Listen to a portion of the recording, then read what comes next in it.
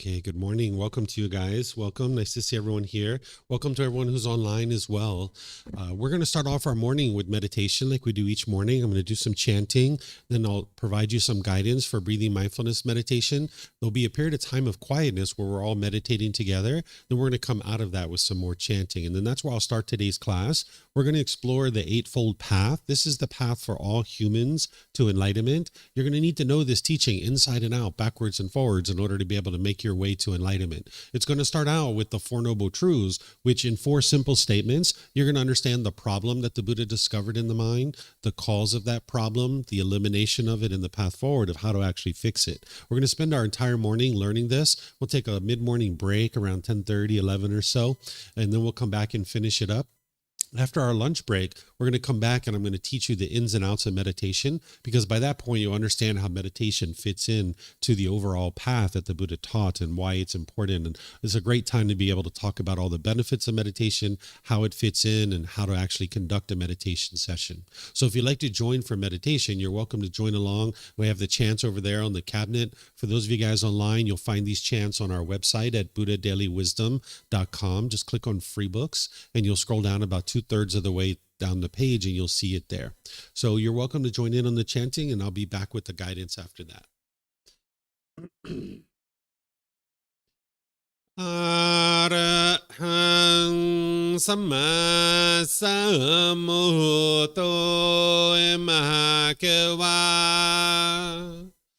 Otang Mahakavanang Apivate Ami Savakato Mahakavata Tammo Namang Namasami Supatipano Mahakavato Savaka Sangho Sanghang Namami Namo Rasa Bhagavato Arahato Samma Sambuddhassa Namo Rasa Bhagavato Arahato Samma Sambuddhassa Namo Rasa Bhagavato Arahato Samma Sambuddhassa Iti piso Mahakava Arahang Samma Sambuddho Vicacaranang Sammuno Sakato Rokavitu Anutero Purisa Dhamma Sati Satatawa Manusanang Poto Bhagavati.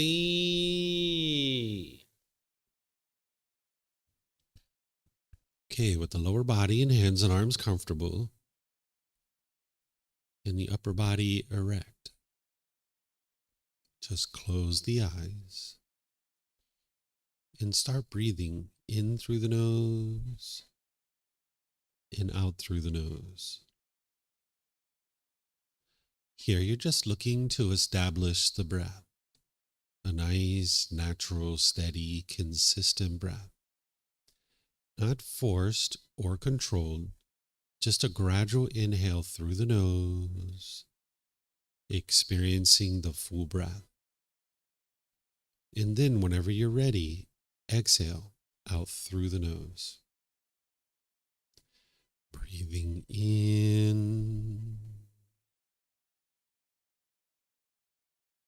and out.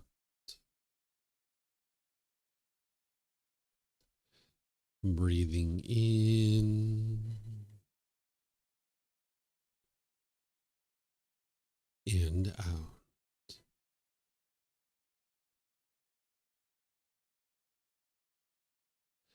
Your breath may not match up with the guidance that I'm providing, and that's okay. This is your practice. I'm just here for guidance. You can use this voice as a reminder that whenever you get to the next inhale, breathing gradually through the nose, developing a nice, natural, steady, consistent breath. And then whenever you're ready, exhale out through the nose, experiencing the full breath. Breathing in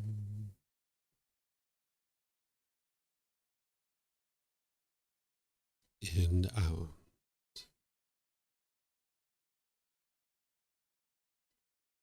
Breathing in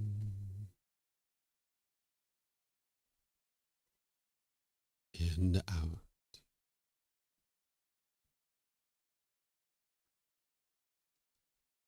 With the breath well established, start fixating the mind on the breath, either the sound of the breath coming into the nose or the sensation of air moving over the skin into the nose. The breath is the present moment. Fixate the mind on the breath, the present moment. Breathing in and out.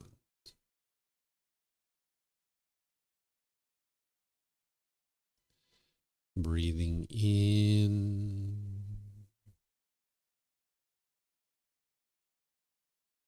and out.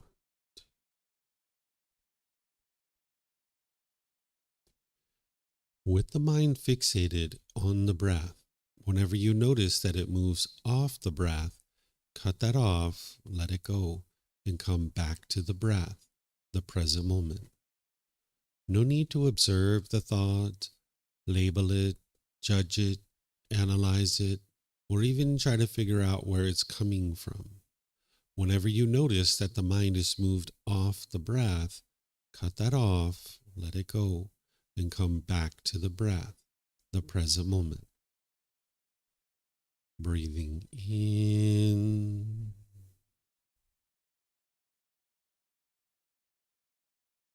and out.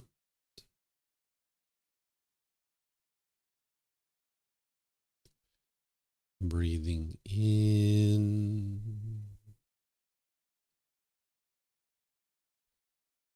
and out.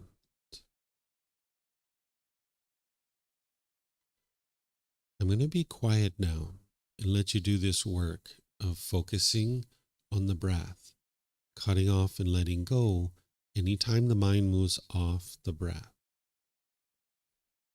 You have nowhere to go. There's nothing to do. No one needs you right now. This is your time to focus on the breath. Breathing in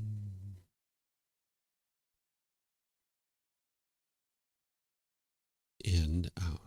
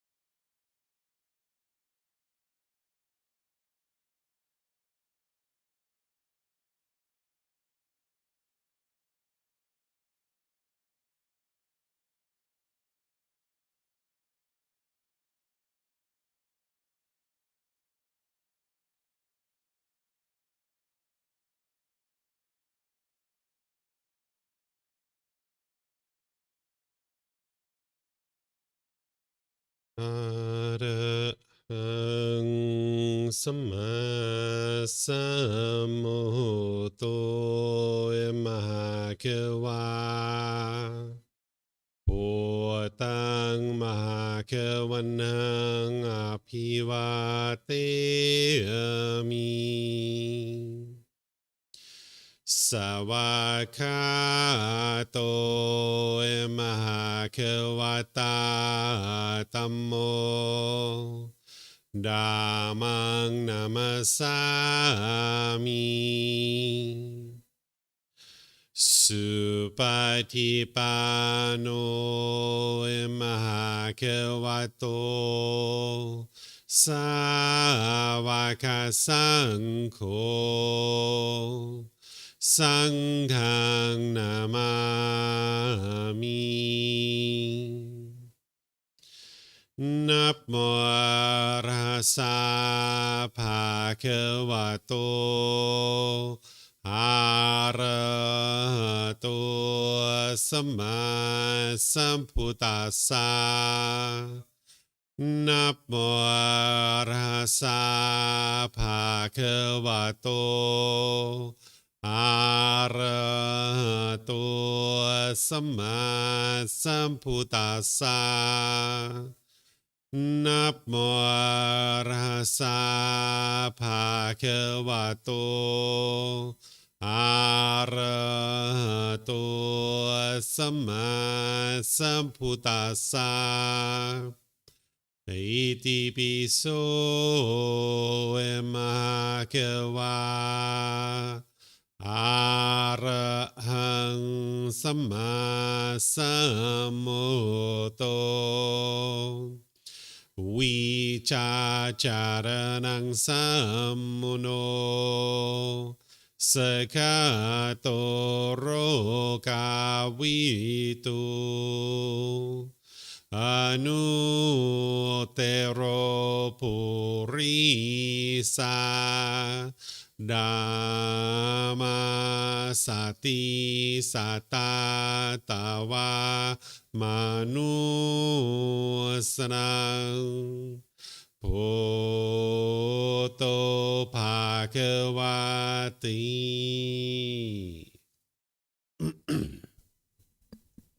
Okay, if you guys would like to slowly make your way out of meditation. Once again, good morning to all of you guys. Nice to see everyone here. Welcome to everyone online as well. Today's a great day to be at the temple because you're going to be able to learn this core central teaching of the Buddha called the Eightfold Path. In order to really get on the path to enlightenment and actually start making your way to this mental state where the mind is completely peaceful, calm, serene, and content with joy, and you no longer experience any discontent feelings, it's this teaching that's going to help you to be able to do that.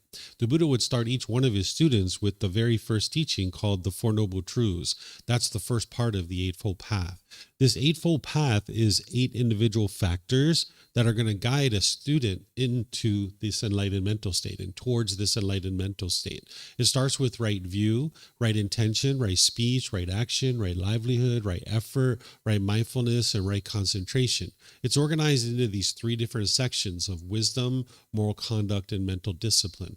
One of the ways that you might think about this Eightfold Path is like a speaker system. If you had a speaker system and you're trying to get a better and better quality sound out of the speakers, you would tweak these 8 individual dials in order to get the better sound out of the speakers. Your mind essentially functions the same way, that you can tweak these in your life, bringing these in to your daily life, and you'll actually get a better and better performing mind. That's the way that this works. So I'm going to start you off with right view and gradually walking you through each aspect of the Eightfold Path.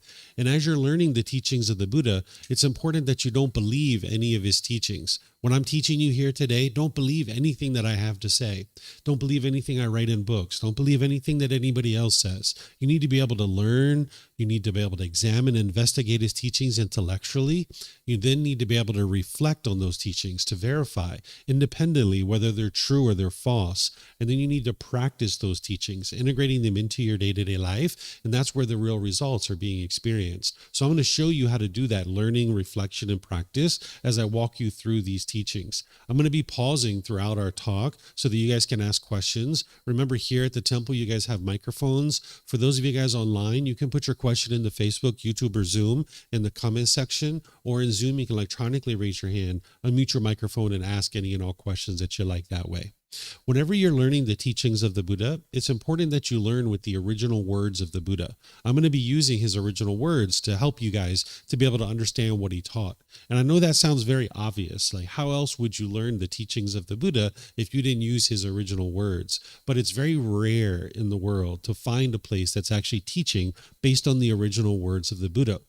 More than likely, what you're going to see is people are teaching based on an oral tradition. It's just being handed down from one person to the next, to the next, to the next. If you ever played that game when you were a kid where you maybe whisper to somebody in their ear, you say like the yellow tiger jumped over the brown fence and landed in the green pond. And then that person whispers it to the next person, the next person, the next person. By the time it comes back around, it's like the gray elephant busted through the, greenhouse and, landed in the pink field or something like that, right? It's completely different. And it's just like 3 minutes that it takes to be able to make its way around.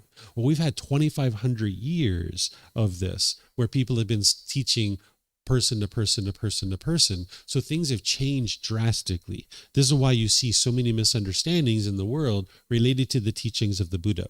But if you get back to what he originally taught and you use his original words and you don't believe anything that you see, but instead you learn, reflect, and practice, you can get to a point where you know the truth about the teachings, because you're going to see that the teachings actually improve the way that your mind functions, and it's going to improve your relationships as you start to learn and practice. Not only is the condition of your mind's going to improve, but your life's going to improve too, because you're going to be making wiser and wiser decisions. There'll be situations where you're once angry and frustrated, that you're in those same situations and you're not angry and frustrated anymore. Your mind's quite calm and quite peaceful. So I'm going to be using his original words to help you guys see what he taught, but don't believe that. I'm going to show you how to learn, reflect, and practice as we go through.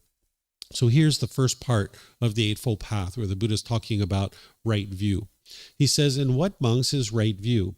It is, monks, the wisdom of discontentedness, the wisdom of the cause of discontentedness, the wisdom of the elimination of discontentedness, and the wisdom of the way of practice leading to the elimination of discontentedness. This is called right view." So what he's doing here in this very first step of the Eightfold Path is he's pointing to another teaching, and he's saying that's right view over there, because the Eightfold Path is like a core central teaching that everything else integrates into. What he's pointing to here is he's pointing to the Four Noble Truths. What I've done underneath of this line is I've put the top section of the Four Noble Truths. It goes on from here, but I put the top section of it so you can draw the correlation and build confidence that what the Buddha is talking about as part of right view is definitely the Four Noble Truths. You can see the connection between the two. And now what I'm going to do is I'm going to teach you the Four Noble Truths so that you can understand what those are, because that's the very first part of getting on the path to enlightenment. So in order to understand the Four Noble Truths, you need to actually understand the three universal truths. These are building blocks to be able to help you to be able to understand the Four Noble Truths. So I'm going to walk you through this in a way that you can learn, reflect, and practice.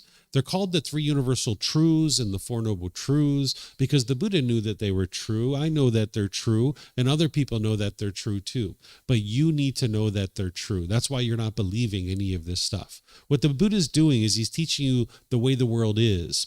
He's not teaching you the way the world should be. He's teaching you the way the world is. Because what the mind doesn't understand in the unenlightened state is how the world is. This is why it's experiencing all the difficulties and struggles that it does. So by awakening or cultivating wisdom about the world and how the world's truly constructed, true reality, now you'll be able to navigate that world more peacefully. So in this first universal truth, he's explaining the way the world is, that the world is impermanent, that it's constantly changing. There's something called conditioned objects. Conditioned objects arise, they change, and then they fade away. They are impermanent. They are temporary. Then there's something called unconditioned objects. Unconditioned objects do not change, they don't arise, they don't change, and they don't fade away. They are permanent. Conditioned objects are anything that you can see, hear, smell, taste, anything that comes in touch with the body, or any thoughts or ideas that go through the mind. These are all conditioned objects. They arise, change, and fade away. So everything in the world around you, any material possession or anything around you, it's constantly changing. These unconditioned objects, those are things like the natural laws that the Buddha described during his lifetime. It's the same natural laws that exist today that existed 2,500 years ago, because they don't arise, they don't change, and they don't fade away. The books and people's memories and the way people talk about the teachings, those things have changed. But the natural laws themselves haven't changed. They are unconditioned. And by the time you get to enlightenment, that is an unconditioned mental state. It is a permanent mental state. That once your mind's enlightened, you'll never again experience the unenlightened state. So those are the only things that are unconditioned: the natural laws and the enlightened mental state. But everything else is a conditioned object. It arises, changes, and fades away. Anything you see, hear, smell, taste, anything that comes in contact with the body, or any thoughts or ideas that go through the mind. Okay, so this is the intellectual part. Took me all of about 3 minutes to explain that to you. But now you don't believe that. You need to move it into reflection. And this is where you start looking at your own life and you start trying to determine if what I just shared is true or is it false. So you look around the world and you start trying to reflect and see if you can find things that are actually permanent. So I suggest you start with something that you're familiar with, like this human body. Ask yourself, is this body permanent, meaning it never changes, or is this body impermanent, meaning it's constantly changing? So what would you say? Is this body permanent or impermanent? It's impermanent, right? Ever since the egg and the sperm came together, it's been constantly changing. We get taller, we get shorter, we get bigger, we get smaller, we get wrinkles and pimples and moles, we get gray hair, our hair starts to fall out when we get older. We have all this change with the body. When we were first born, we didn't have any teeth, but then teeth came in. That's change, right? And then those teeth fell out. That's change. Then new teeth came in. That's change. Then we started getting cavities. That's change, right? So we experience constant change with this physical body. What about your relationships? If your relationships are permanent, you've had exactly the same people in your life your entire life. If your relationships are impermanent, then that means that people have been coming and going in and out of your life throughout your life. So would you say your relationships are permanent or impermanent? They're impermanent, right? Constantly changing. What about your bank account? Your bank account. Is your bank account permanent or impermanent? It's impermanent. What's it doing? Going up and down and up and down? Or is it going down, down, down, down, down? Right? That's change too, right? And then it also, some people go up, up, up, up, up, up. That's change as well, right? What about the weather? Is the weather permanent or impermanent? It's impermanent, right? Sometimes it's sunny, sometimes it's raining, sometimes it's snowing, sleeting, tornado, hurricanes, typhoons, all these different changes, right? So we could go on and on and on like this. And if that's what you need to do, you should, because you need to go around the world to be able to see the truth for yourself through your own independent verification. When you look at a tree and you see green leaves in the tree and brown leaves on the ground, that is change. That's impermanence. When you're walking down the sidewalk and you see a crack in the sidewalk, that is impermanence. There were certain people in the class yesterday that aren't here today, and there's certain people here that today that weren't here yesterday. That's change, right? If you look at the floor of the temple, there's wood planks. Some of them are longer, shorter. Some of them are one color or different color. This is constant change, right? Everything around you is constantly changing. This is something that you need to deeply soak into your mind and understand that, because it's a building block that's going to help you understand the Four Noble Truths when we talk about the problem, the cause of the problem, the elimination of it, and the path forward. Okay, so that's the first universal truth. The Buddha is explaining to you the world is impermanent around you. Then this second universal truth is explaining the unenlightened mind and what the unenlightened mind experiences. Some people refer to this as suffering. If you've studied the teachings of the Buddha in other places, I don't use that word because it doesn't accurately reflect what the Buddha was teaching.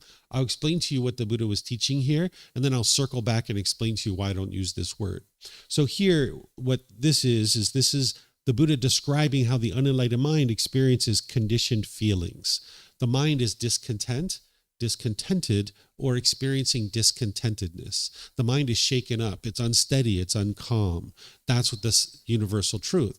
The Buddha describes how the mind experiences three feelings in the unenlightened state: pleasant feelings, painful feelings and feelings that are neither painful nor pleasant. The pleasant feelings are things like happiness, excitement, elation, thrill, exhilaration, or euphoria. This is very pleasant for the mind to experience those things. Then there's painful feelings. These are like sadness, anger, frustration, irritation, annoyance, guilt, shame, fear, stress, anxiety. Very painful to experience those. Then there's neither painful nor pleasant. I put boredom and loneliness here, but some people say that's very painful for them. So if you think that's painful, you could put that in the painful category if you like. But shyness is a good example. It's not painful. It's not pleasant. It's neither painful nor pleasant. Or say you're on public transportation and someone you don't know comes and sits next to you and your body's touching their body. You might say, it's not painful, it's not pleasant. Maybe you're uncomfortable or dissatisfied in that situation. That's the neither painful nor pleasant feeling. And these are what's called conditioned feelings. Based on some condition, your mind is going to experience a feeling. So if you wake up in the morning and you see it's sunny outside and you get happy about that, that's conditional happiness. Based on the condition that there's sun, you will now be happy. But the problem with that is when the sun goes away, you're not happy anymore. This is why you haven't been able to get to permanent happiness, because your mind is basing its inner feelings on some condition. So an unenlightened being, when they wake up in the morning, they might be so happy when they see it's sunny outside. They'll get so excited, right? And now they'll maybe think, oh, I'm going to go hiking. I've been wanting to go on this hiking trail for a really long time. I'm going to call my friends. This is going to be so great. And now you go take a shower and then you come out, it's raining. And now you're, oh man, I'm so frustrated. I'm angry. The mind's all upset, right? Because they based their feelings on the sun. When the sun went away, they're sad or frustrated or angry because the sun is not permanent. An enlightened being doesn't do that. An enlightened being, when they wake up in the morning, they're already happy. There doesn't need to be any condition met in order for there to be happiness in the mind. And when they see it's sunny outside, it's like, sweet, I'm going to go hiking today. This is excellent. I've been interested in going on this trail for a long time. I'm going to call my friends. It's going to be a great time. So now you go take a shower. And when you come out, you see that it's raining. It's like, oh, it's raining. Okay, well, I guess I'm not going hiking today. I guess I'll maybe stay home and read a book, or I'll go to the mall, or I'll invite my friends over. We can cook some food and have a good time. You can maintain your happiness because your happiness wasn't based on the sun. So when the sun's gone, you can still be happy. So what the unenlightened mind is doing is there's all these conditions that have to be met in order for it to experience happiness. If my mom and dad do this, if my brothers and sisters do this, if my boss does this, if I have this kind of house and this kind of car, if I have this much money in my bank account, then I will be happy. So the happiness is shrinking because it's conditional. This is why some people are very old and grumpy. Not everybody is old and grumpy, but when you have all this stuff in your mind, you're like, I can only be happy if these things are true, then your happiness is shrinking because you can only be happy under those situations, those circumstances. What the Buddha is teaching you to do is to get beyond this, where you have unconditional happiness, where there doesn't need to be any condition met in order for the mind to be happy. It can be bright and cheerful and glad and uplifted and joyful. So this is what the unenlightened mind is experiencing. Conditional feelings. So here you would like to independently verify this too. Don't believe it, right? This is the Buddha sharing with you what the unenlightened mind experiences. Well, you know that you're unenlightened, so is this what you experience? Do you experience conditioned feelings? Are there any feelings that you experience that don't fit into one of these three categories? Because if he's describing the unenlightened mind as having pleasant feelings, painful feelings, and feelings that are neither painful nor pleasant, you should be able to look at all the feelings you've had throughout your entire life, and you should be able to see that it maps into this. And if it doesn't, if you think there's a feeling that isn't described by one of those three categories, that's where we get to the question period. Let me know and I will help you, and we'll talk about it. Okay, so this is how you independently verify that, yes, he's describing the unenlightened mind here. Now, some people refer to this as suffering. I don't use this word because the word suffering actually describes the painful feelings really well. When you're angry or sad or frustrated, you probably say you were suffering in that situation. But if your boss came in and said, hey, you're doing an excellent job, I'm going to give you $100,000 a year more in your salary. And you got really excited. Oh my gosh, boss, are you serious? Yay. Would you say you were suffering? Probably not, right? Or say that person that you don't know came and sat really close to you on public transportation and your body's touching their body. Would you say you were suffering in that situation? Probably not, right? So the suffering describes the painful feelings really well. So that means if you use that word, you're only understanding 33% of what the Buddha taught on this important topic, and you're missing 66% of his teachings. If you're missing 66% of a teacher's teachings, how could you ever get to the ultimate goal?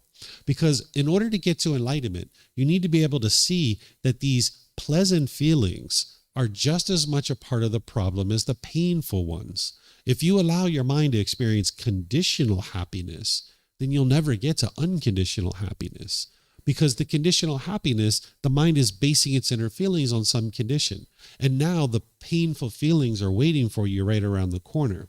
So for example, if you got a brand new job and you got really happy and excited about that job because it's the perfect company, the perfect title, the perfect salary, the perfect office location, the perfect coworkers, and now you're so excited about this job and you go in there on the first day so happy and excited. Maybe you work there for 3 to 5 years and you're so happy with this job. But at some point, the company goes out of business, or they downsize and they lay you off, or you get fired. And now you're angry, and now you're sad and frustrated because you no longer have this job anymore. So if you allow your mind to get conditional happiness, the painful feelings are waiting for you right around the corner. It's only a matter of time. So what you need to be able to do is train your mind to get to unconditional happiness, where there doesn't need to be any condition met in order for you to experience happiness. So this temporary happiness is ultimately displeasing. It's dissatisfying because it's not permanent. Your mind's basing its feeling on some condition. So if you allow your mind to keep getting the temporary happiness, you'll never actually get to the permanent happiness. So you need to eliminate the conditional pleasant feelings so that you can get to the unconditional happiness and joy, where the mind doesn't need any condition met in order to be happy. But if you keep allowing your mind to form feelings that are conditional, you'll never actually get to unconditional happiness and joy. So that's why I use the word discontent, discontented, or discontentedness, because it explains the full spectrum of feelings and emotions that are problematic in the mind, that the mind is shaken up, it's unsteady, it's uncalm. That's what the Buddha's talking about here. I don't know if you've ever been so excited, you like tripped and fell. I don't know if you guys have ever had that experience. I had this experience when I was a little kid. I was like 11 years old. I had this little parakeet. It was in a cage, and it was my pet. I named it Fred. It was named after my grandfather. And we were going on vacation, and someone needed to take care of Fred. So we took the bird. We were planning to take the bird to my grandparents' house. So I came out of the house with Fred in the cage, and I walked outside. I'm like, hey, everybody, look at my little bird. Look at Fred. Isn't he so cool? And next thing you know, I tripped over my feet. I fell down. The cage fell down. The cage opened up, and Fred flew away, right? And now here I am, sad and frustrated that Fred is gone, right? So I was so excited. My mind was all shaken up, right? I had this conceit and this ego. Hey, look at me. Ain't I so great? I got this little bird. And next thing you know, boom, that shaken up mind led to unwise decisions. Whenever your mind's shaken up with discontentedness, it's going to lead to unwise decisions. So you'd like to get to the point where your mind's not doing that. And that's what the Buddha is teaching you. But you'll never understand that if you just use the word suffering, because what people think is you're just eliminating these painful feelings. They don't understand that you need to eliminate the conditional pleasant feelings too, so that you can get to the unconditional happiness and joy, where your mind's always joyful. There doesn't need to be any condition met. If it's raining outside, you can still be happy. If it's sunny outside, you could still be happy. If your bank account balance is up here, you're happy. But if it's down here, you can be happy too. But if you have conditional happiness, you can only be happy when it's up here, right? So you'd like to get rid of that. And that's why the word discontentedness brings your mind to fully understand that, yeah, all this shaking up that these feelings do, it's not helpful for you. It's not leading to wise decisions. So then we've got the third universal truth. which is the universal truth of non-self. This is actually a solution to one of the problems that the Buddha discovered in your mind. So let me explain to you that problem in more detail. Then I'll explain to you the solution so you understand what he's talking about here. The problem is part of the 10 fetters. There's these 10 individual pollutions that we were talking a little bit about yesterday. This is where the Buddha discovered these 10 pollutions in the mind, and you need to uproot them and eliminate them out of the mind. When we talk about purifying the mind, that's what you're doing, is you're purifying the mind of the 10 fetters. You're getting rid of those out of your mind. Every teaching that the Buddha has in one way or another is helping you to uproot those pollutions out of your mind.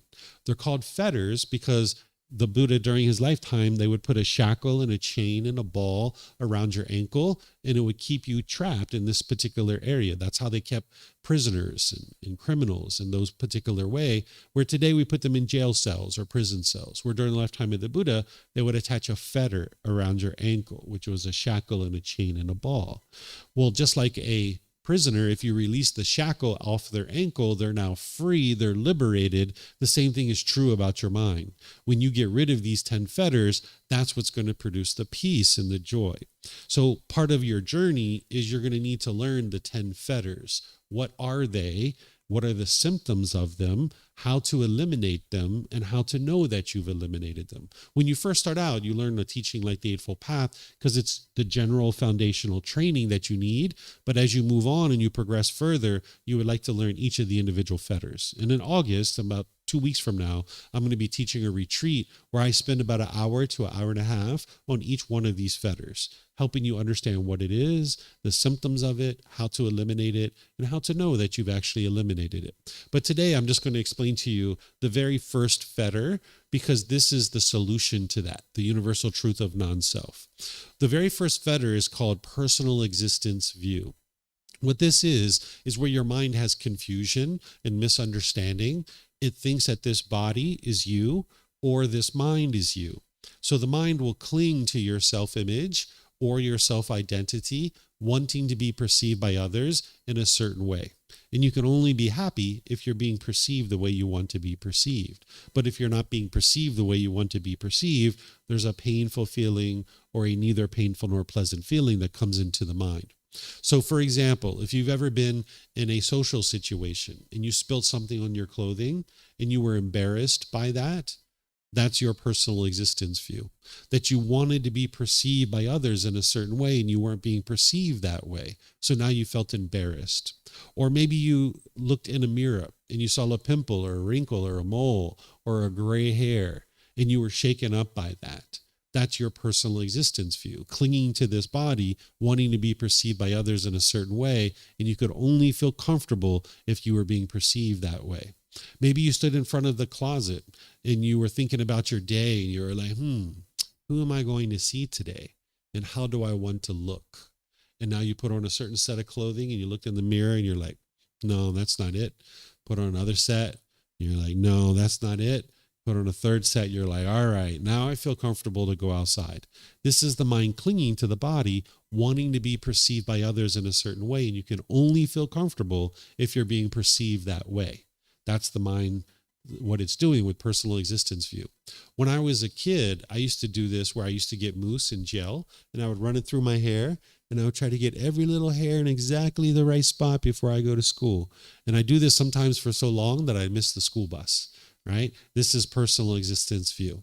Okay. So that's the self-image part of it, where you're clinging to your body, thinking that this is who you are and wanting others to perceive you in a certain way. But then there's a certain identity in your mind that your mind will cling to based on your culture, your ethnicity, your sexual orientation, your nationality, your job or occupation. You might cling to any number of things of who you think you are as a person.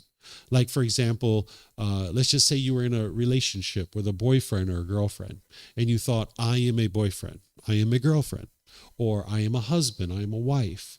And now you've adopted that identity as who you think you are. And you have a certain amount of comfort when you're in the relationship. But when you guys break up and you're no longer together, now your mind doesn't identify with I am single. And you might have felt very uncomfortable. And you might have felt like you wanted to hurry up and get right back into another relationship. That's what the mind thinks is going to solve the problem. It thinks like, I don't like this. I feel uncomfortable. Let me hurry up and get back in another relationship. Where in reality, this is your mind clinging to this idea that I am a boyfriend, I'm a girlfriend, I'm a husband, I'm a wife. And now when you're single, your mind doesn't like that, right? Or say you have a certain job or occupation. Maybe I am a police officer. And now as long as you're doing that job, you feel really good. But maybe 10 years in, 15 years in, maybe you get injured and you can't do the job anymore. Maybe you get fired. Maybe you retire and you're not doing it anymore. Maybe you're driving a taxi now and you're all disgruntled and frustrated because your mind's identifying with, I am a police officer. But you're not doing that anymore. You're driving this taxi, and now the mind is disgruntled and frustrated. So your mind can cling to any number of things, even your nationality, right? Like maybe I am American, or I am Chinese, or I am Spanish, or I am Brazilian, or I am Lithuanian, any of this I am. And now when you're at a restaurant, maybe you hear somebody say something agreeable to you about that nationality. Maybe 2 tables over, they're like, all Americans are lovely and kind and warm and gentle. I've never heard that before, but maybe somebody might say that, right? And now you're like, oh, they're talking about me, right? But then it's only a matter of time before 2 tables over, they're going to say something degrading or disparaging about the nationality that you're holding on to in your mind. And now you're angry and you're frustrated because you think they're talking about me, right? So this is standing in your way of experiencing peace and joy, because as long as you cling to this body or this mind, and now you're experiencing either agreeable or disagreeable contact, your mind's going to be shaken up by it. So what the Buddha teaches you is that there is no self, that this body is not you, this mind is not you. It's not who you are as a person.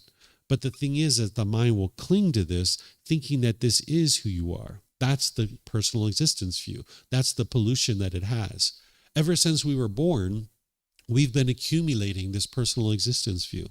I don't know about all of you guys, but we all have labels, right? Every single one of you have a label, right? My label is David, right? Each one of you guys have a label. And now we assign certain personality and character to this. And as we grow, we start adopting this.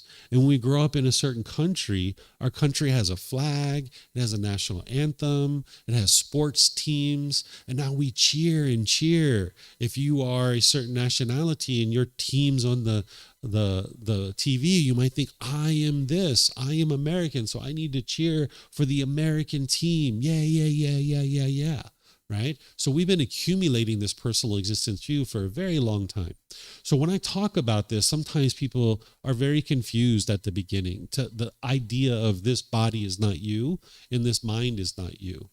But then sometimes people understand it right from the very beginning. So no matter what situation you're in, you can still independently verify that there is no self.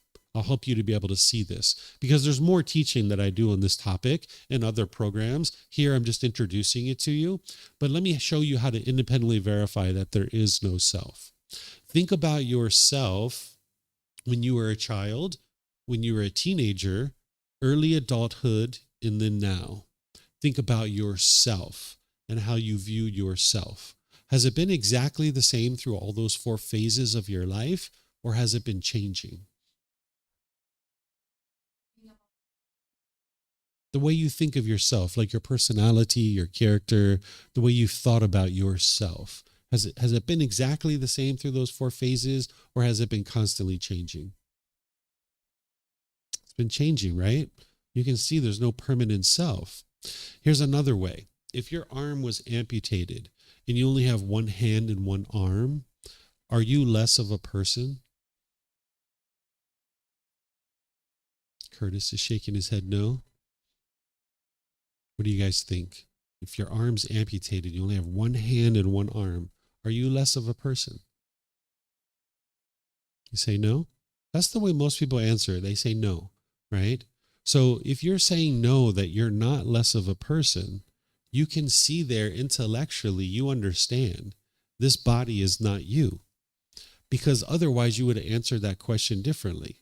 You would have said, oh, there's less body, so there's less me, so therefore I am less of a person. But hardly anybody ever answers it that way. So you can see that this body is not you. But in the heat of the moment, you experience confusion because somebody's going to say, oh, wow, you're so beautiful. You're so handsome. That shirt really brings out the colors of your eyes. And you're like, whoa, yeah, they're talking about me, right? But then it's only a matter of time before somebody says, where did you get that haircut? Are you going outside looking like that? And now you're angry and frustrated. So intellectually, you can understand this body is not you, but in the heat of the moment, that's where your confusion kicks in, your personal existence view kicks in, right? So there is no self. That's what the Buddha is teaching you. And over time, as you learn about this more and more, and you do what we call realized non-self, where the mind sheds the idea that this body or this mind is you, you'll get to more and more peace, more and more joy. As long as you're holding on to the idea that this is you, you'll experience difficulties and struggles. I'll give you one example of this. I had a student one time call me shortly after COVID, and they said, hey, David, I need to talk to you. I said, okay, sure. They said, I've been having all these difficulties since COVID, and I would like to get your help with it. I was like, sure. Are you sick? What's going on? They're like, no, it's none of that. It's like, I've been going into these different stores that I normally go into, and I used to just order my coffee, and I would give them cash, and then they would give me my coffee, and I'd be on my way. In like 2 minutes, it was no big deal. But now they turn around the computer screen, and I have this contactless payment that I use my card. And when I do my contactless payment, the screen, it says, do you want to tip 15%, 20%, 25%? And when I see this, I get very uncomfortable, and I don't understand why, David. I am a good tipper, and everywhere I go, I always tip. But in these types of situations, I only gave them a 30-second order. They took my order, they gave me my coffee. I don't feel like I need to tip, so I don't tip. And David, I just want you to know, I am a good tipper. I am a very good tipper. And I tip everywhere I go, but in this situation, I just feel uncomfortable, and I don't know why. And I said, oh, that's your personal existence view. Your mind's holding on to this idea that I am a great tipper. And now you feel comfortable when you tip, but when you're not tipping, you don't feel comfortable. So your mind can actually cling to any number of things of who you think you are as a person. Even I am a great tipper. And now you feel comfortable when you're tipping, and you don't feel comfortable when you're not tipping, right? So you got to shed all of this and realize that none of this defines who you are. We even can adopt the idea that I am an alcoholic. I am a drug addict. People teach you this sometimes, right? This isn't actually true. This individual chose to use drugs and alcohol in the past, but that doesn't define who you are today as a person, right? But the mind will adopt that identity. And I understand why people teach that, because they're trying to teach you to never go back to use drugs and alcohol again, which is wise, right? But when you adopt that identity of who you think you are, this is where maybe you feel guilty, or you feel shameful, or you feel like less of a person, that somehow because you made these choices in the past, you're somehow deficient as a person. And this isn't true. These are just choices and decisions that you made in the past. You don't need to adopt that as your identity of who you are today as a person.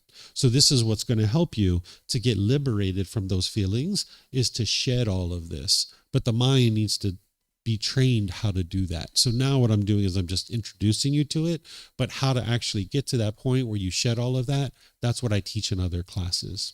So I'm going to pause here and see what questions you guys have on any of these 3 universal truths. Anything you guys would like to ask. Remember, everybody online, you guys can put your questions into Facebook, YouTube, or Zoom, or you can raise your hand in Zoom and ask questions if you like. Have a question, Curtis?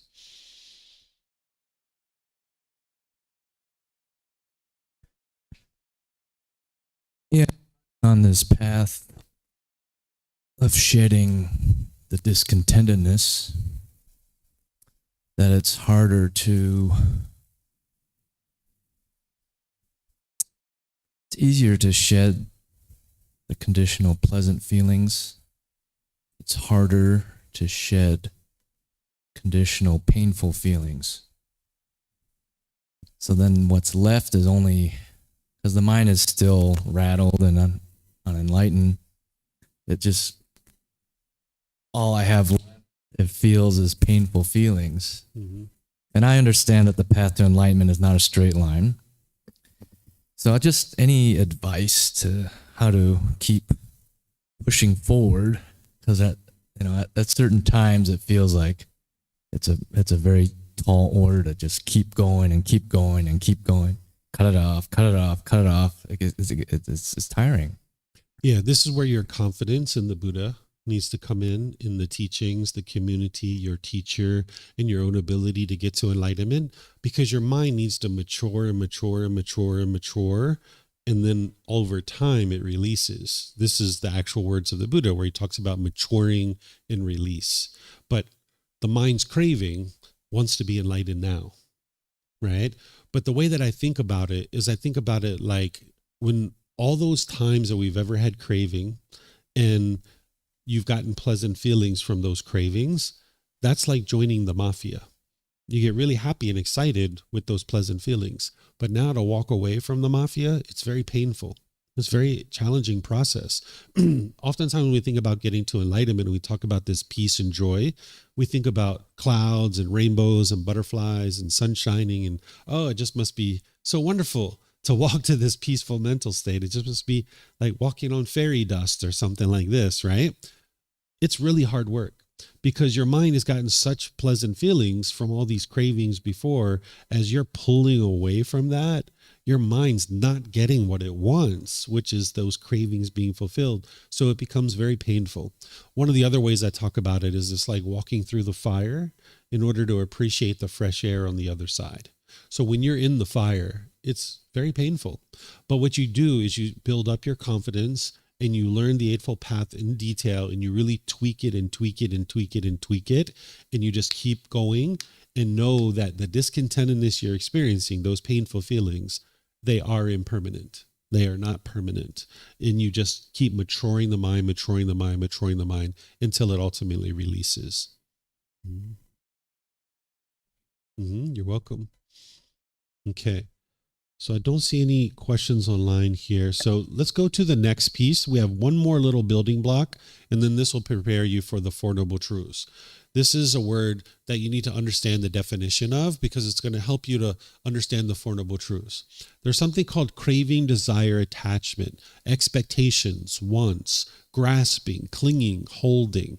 This is the mind longing, yearning for the objects of its affection. It's chasing after the objects of its affection. It's pulling towards things, thinking the next new shiny object waiting around the corner is going to provide some lasting satisfaction. So the mind will chase it and chase it and chase it. It's like an unquenchable thirst that the mind has. It just keeps wanting more. It's not the object itself that is the craving, desire, attachment. It's the way that the mind is longing, yearning for it. So if you've ever been in the mall and you saw a brand new pair of shoes and you were like, oh, I just got to get those on my feet. Oh my gosh, if I get those shoes, everything's going to be so wonderful. And you're so happy and excited. You just can't wait to get into the store to get those shoes. Or maybe it was a video game or a piece of jewelry or some mobile phone or something like this, something that your mind was longing, yearning for. And it was like, if I can just get that thing, everything will be perfect in my life. Do you know what I'm talking about? How your mind pulls towards things, right? It's kind of like, what do I need to be happy here? More money. That'll fix everything. And now you chase after your money. And then the mind's like, it ultimately gets its money maybe, but then it ends up in anger again, or frustration or sadness. And then you're like, what do I need here? A new boyfriend, a new girlfriend. That'll fix everything. Let me get one of those. And now your mind will chase after that for a while. The mind's thinking some external object is going to provide lasting satisfaction. So it will chase after it and chase after it. Okay, so this is what we're talking about. It's not the object itself that is the craving, desire, attachment. It's the way that the mind is longing, yearning for the object. This is inside your own mind. Okay, so once you understand this, now you can understand the Four Noble Truths. I'm going to walk you through this. The first noble truth is explaining the problem. The second one is explaining the cause. The third one is explaining the elimination. And the fourth one is explaining the complete path of how to completely solve the problem. So the first noble truth, everyone that is unenlightened will experience discontentedness. Okay, this is the problem. Those discontent feelings, that's the problem. The mind is shaken up. It's unsteady. It's uncalm. It can't make wise decisions when it's in that shaken up condition, that it's forming its feelings based on some condition. It can only be happy when it's getting things a certain way. So that's the problem, that the mind is having conditioned feelings. The mind is shaken up. It's happy and excited, but then it's sad and frustrated. But then you're lonely and bored, and then you're irritated and annoyed. Then you feel embarrassed and disappointed. It's only a matter of time before you become annoyed about something, right? You have peace and joy here and there every once in a while, but it's only a matter of time before the mind becomes upset or frustrated or agitated about something. That's the problem that the unenlightened mind is having. The second noble truth is explaining the cause of this. Discontentedness is caused by our own cravings, desires, attachments, because the mind wants everything to be permanent when everything in the world is impermanent. I'm going to say that a few times and give you examples. Discontentedness, the pleasant feelings, painful feelings, and neither painful nor pleasant, is caused by craving, desire, attachment. The mind longing, yearning, chasing after the objects of its affection. It wants things to be permanent, but yet everything in the world is impermanent. So here's some examples. Think back to that boyfriend or girlfriend that you got together with. When you guys first got together, you were so happy. You were so excited. They were showing you affection. They were calling and checking in on you. They were inviting you to the movies, to the nice walks in the park, going to dinner. You're having great conversations. You were probably having intimate contact. It was like, wow, everything's so great. Everything's so wonderful. But over time, the relationship deteriorated. And you got to a point where you guys broke up. And now when you guys broke up, you might have been angry or sad or frustrated. You might have been lonely or bored or missing this person. This wasn't your love that was causing that. That's your mind holding on and craving permanence. As long as the mind was getting what it wanted and what it expected, it got pleasant feelings. That was early in the relationship because you didn't really have any cravings at that point. You didn't have any expectations. The only thing you wanted was to get to know this person, and that was getting fulfilled. So you were getting pleasant feelings. But over time, you had more and more expectations, and this person couldn't fulfill those expectations. And they had expectations of you, and you couldn't fulfill their expectations. And now the relationship breaks up. And now you're upset and angry and frustrated. This is because the mind's holding on and craving permanence. This relationship was never going to be permanent, but the mind lacks that wisdom. It doesn't understand that. If you guys were together for the rest of your life, the relationship was going to end at some point because one of you guys were going to die first, right? And now the relationship's over. But the mind craves permanence, and it can only be happy when it gets what it wants and what it expects. When you're not getting what you want and what you expect, you experience painful feelings. Here's another example. Say like grandma or grandpa died, someone close to you, maybe mom or dad or brothers and sisters. You're not a bad person if you grieved or you were sorrow or sad during that period of time, but it wasn't your love that was causing that. That was the craving for permanence. As long as grandma and grandpa were alive, the mind was getting what you wanted and what you expected. You were happy about that. But when you experienced this impermanence, when they died, the mind didn't get what it wanted and what it expected. So therefore it experienced grief or sorrow or sadness. You can see this if you go to weddings. People might be crying at a wedding. Mom and dad, brothers and sisters, grandma and grandpa, they're crying at a wedding. This isn't their love because this is wonderful. Someone's going off into the world. They're actually starting a new relationship. This is outstanding. But no, people will cry at a wedding because their mind's holding on and wanting that person to be permanent in their life. And at the wedding, they realize, oh my gosh, this person isn't permanent. They're going off in the world with someone else without me, right? And now someone's like, that's my brother. That's my sister. How dare you take them away from me? Right? Or maybe you saw it when you were a kid, when you were getting dropped off at school. Maybe if you can remember all the way back to when you went to school at the very beginning, or maybe university, or you might have seen this occur where parents are crying or the children are crying. Again, it's not love, because if you're a parent and your child's going to school, this is wonderful. They're getting an education, right? They're going to become more knowledgeable. This is outstanding. But no, mom and dad are crying sometimes, and the kids are crying because they're holding on and craving permanence, not understanding this relationship is impermanent. Sometimes you're going to be together, and sometimes you're going to be apart. That's normal. I'll give you an example that doesn't involve relationships, because sometimes that helps people even more to be able to see this. Think if you bought a brand new car. You've been saving up for this car for a really long time, and you finally got enough money to go buy this car. It's your favorite car. It's your dream car. You've been thinking about this car for 10 years, putting money underneath of your mattress, and you finally got this car.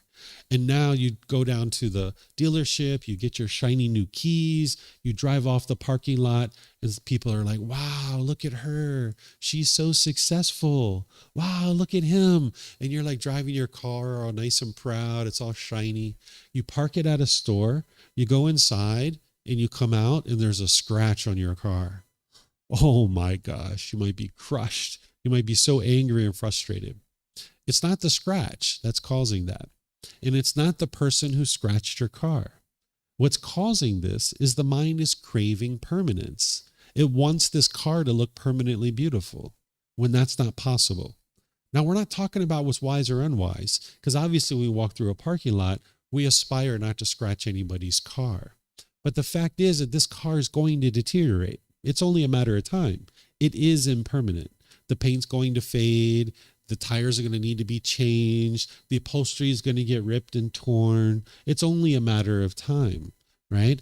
But if you crave permanence, when you see that scratch, your mind's going to be upset. You're going to be angry. So one of the ways to say this is that the mind craves permanence. Another way to say this is that the unenlightened mind does not like impermanence. It doesn't like change. When things are changing, the mind doesn't like it. This is why if you look at your life, when things have been changing in your life, those are the times that you struggled and had the most difficulties. When you were changing jobs or occupations, when you were changing your living locations, when your relationships were changing, those were the most challenging times for you because your mind was holding on and craving permanence. And what happens is when the mind gets what it wants, it gets happy or excited. When you don't get what you want, you get angry or frustrated. Now, that doesn't mean the other person isn't doing something unwise, because they could very easily be doing something that's unwise, but your mind is craving for everyone to do it this way. Ever since we were children, we've been experiencing this exact same thing. I'm sure you've been in knockdown, drag-out arguments where you've been trying to adamantly convince people that they have to stop doing what they're doing or you're going to get angry. This is your own mind that's causing these feelings. It's not the other person. Think back to when we were like little kids. It was like, mommy and daddy, can I have chocolate and ice cream? They were like, sure, here you go. Here's your chocolate and ice cream. We're like, oh, thank you so much, mommy and daddy. You're so great. You're the best mommy and daddy ever. And then the second day came around. Mommy, daddy, can I have chocolate and ice cream? Sure, here you go. Here's your chocolate and ice cream. Ah, thank you so much, mommy and daddy. You're so great, right? And then the third day came around. We're like, mommy and daddy, can I have chocolate and ice cream? No, you can't have chocolate and ice cream. You're the worst mommy and daddy ever. We were so angry, right? Because the mind's not getting what it wants. It's not that mom and dad calls that. Because all we experienced here is impermanence. Our mind was craving permanence. We wanted chocolate and ice cream every single day. And if we could have it 2 or 3 times in one day, wow, that was like the best day ever, right? So the mind has been craving permanence ever since we were a baby, even inside the stomach. When we were inside mom's stomach, we were hanging out. If you weren't a twin, you were all by yourself in there hanging out, right? You got all the food coming in on the umbilical cord, nice and cozy and comfortable.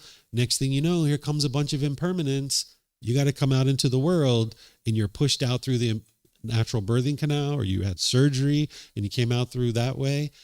We don't like it, right? We got that impermanence right from the very beginning. So what do they do to make us stop crying? They wrap you up in a big blanket, right?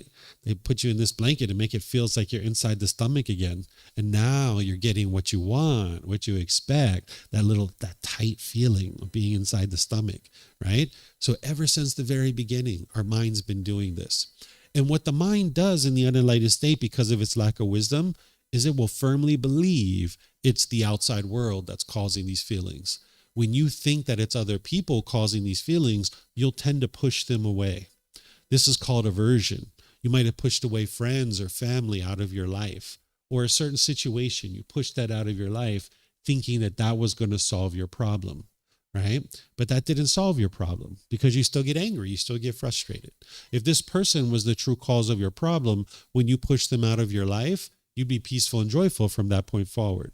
Or the second thing you'll do is you'll be bitter and harsh and hostile to people, thinking that it's them that's causing you to be angry. It's almost like trying to fear them into doing things your way. It's like a wild animal, like roar. You start being bitter and harsh and hostile with them, trying to fear them into doing it your way. Or the third thing you'll do is you'll put your expectations on people and try to pressure them to do things your way. And as long as you're doing this, you can't actually live harmoniously with all beings, because it's only a matter of time before you encounter someone who does things differently than you, because you're the only person who does things your way 100% of the time. So it's only a matter of time before you encounter some impermanence here. That's why at the beginning of the relationship, you don't know this person very well. It's going very well. But at the time you get 6 months, a year into the relationship, you start seeing all these things that they do differently than you, and your mind doesn't like it.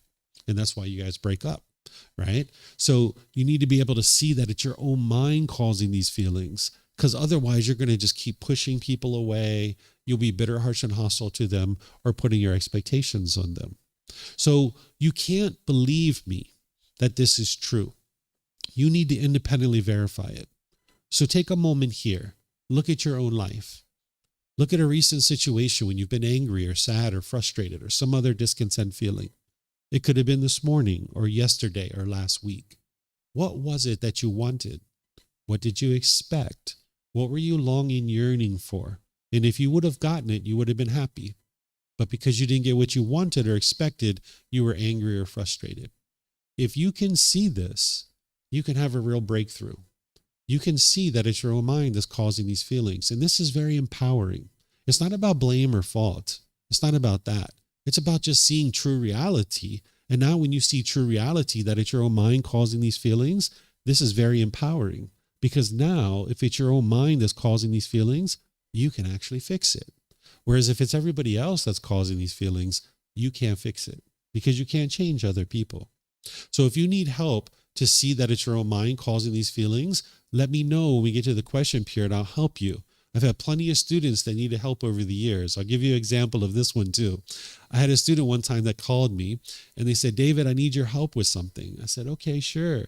They said, I know you teach that it's my own mind that's causing these feelings, but I'm sure it's my wife.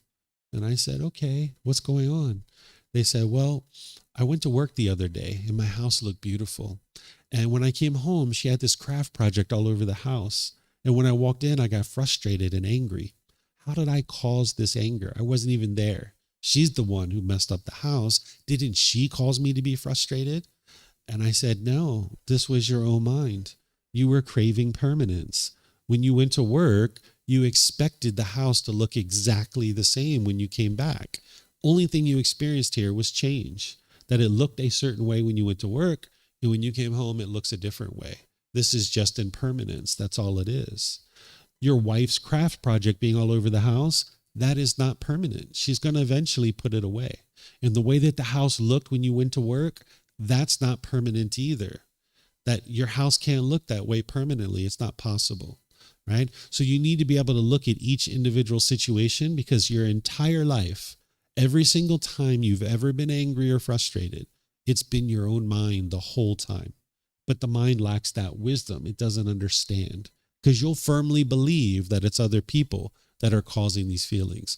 But when you penetrate into it and you look at it objectively, you can see that it's your own mind. And like I said, this is very empowering, because if you understand that your mind is causing your own discontentedness, the third noble truth is beautiful.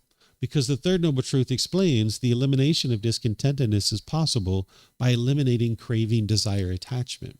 If you understand the cause of discontentedness is craving, desire, attachment, well, if you eliminate the cause, you eliminate the effect. You can eliminate the discontentedness by training the mind to let go.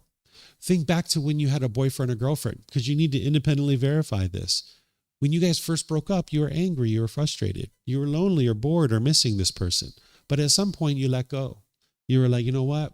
If she wants to be with someone else, so be it. Or if he wants to live in a different part of the world, so be it. And you let go. And that's where your peace and your joy came back. But as long as you were holding on and craving for this person to be in your life and they weren't, your mind wasn't getting what it wanted. And that's where you're experiencing the painful feelings. But when your mind let go, that's where the peace and the joy came in. And sometimes I've talked to people 5-10 years later, their mind's still holding on. They still are angry at that ex-boyfriend or that ex-girlfriend because they just haven't let go yet. Because the mind in the unenlightened state doesn't know how to let go. But you can independently verify that by letting go, that's where your peace and your joy comes in. But because the mind doesn't know how to let go, doesn't have that understanding, that's where the fourth noble truth comes in. The path to eliminating discontentedness is the Eightfold Path. This is the complete perfect plan that's going to train your mind to let go. The Buddha assembled this in a way that if you train your mind through this path, it will let go. It just takes time to gradually train. And it can be painful in the process, but eventually your mind will fully let go. It just takes time to gradually train it. It starts with right view. Right view is to have the right view that it's your own mind that's causing these feelings. If you have wrong view, you will blame other people for the feelings that you have. And you'll continue to push them away. You'll be bitter, harsh, and hostile to them. And you'll put your expectations on them, trying to pressure them to do things your way. And you'll never get to peace and joy that way. So that's why the Buddha teaches right view first. Because why would you ever do anything on the path to enlightenment to improve your life and improve your mind if everybody else is the one who's causing you to be angry? You need to be able to see right up front with this very first teaching that it's your own mind that's causing these feelings. Again, it's not about blame or fault. It's not that you're a bad person. Every single being that's ever been born has experienced exactly the same thing, including the Buddha. He was experiencing the same thing. It's just that he figured it out. He figured out how to solve it. And it starts with right view. So if you understand it intellectually, that it's your own mind that's causing these feelings, and you've done the reflection to be able to independently verify, oh yeah, my mind is causing this. I can see it in all these examples. Well, now the way you practice right view to be able to further see this truth is now and forever. Whenever you're discontent, look inward. Don't look externally for the cause, because that's not the cause. It's always inward. Start reflecting, start looking inward, be introspective. So for example, you're checking in at an airport and you think your flight's leaving in an hour, and you get there with your bags up to the front of the ticket counter and they say, oh, sir, ma'am, I'm so sorry. You can't check in right now. Your flight's not leaving for 3 more hours. It's delayed. And you notice the anger coming up. Instead of sitting in the waiting area, being angry and frustrated and blaming the airline company, start looking at your own mind. What are you craving? What are you longing, yearning for? I'm on my way to Thailand. I want that mango and sticky rice. I just can't wait to get there. Or I want to play with those elephants. Or I want those massages. I just can't wait to get there. That's what my mind's longing, yearning for. All I'm experiencing here is impermanence. It's just that the weather delay, the maintenance delay, the crew didn't show up, right? Or whatever it is, there's some impermanence somewhere. We live in an impermanent world. Not every flight's going to take off on time. But if you have wrong view, you'll sit there and blame the airline company, and you'll be frustrated, not only in the waiting room, all the way to Thailand. You'll be on your airplane being upset and angry. But if you can look inward and you can see that it's your own mind and you can figure out what those cravings are, you're going to see by the time you get to the end of this path, you can cut it off and let it go. And you can be peaceful and you can be joyful. Eventually, if you practice this path close enough, the anger never arises. The frustration never arises. And it all starts with right view. So let me stop here and see if you guys have any questions here. Do you have any questions on the Four Noble Truths? Because this is vitally important to be able to understand this path. You need to be able to penetrate into this and see that it's your own mind that's causing this. No questions? Okay, I don't see any online either. Okay, so I'm going to move to the next one. Each one of these don't take the same amount of time to teach. It's just the first one takes a little while to teach. This second one, I can actually teach it to you very easily.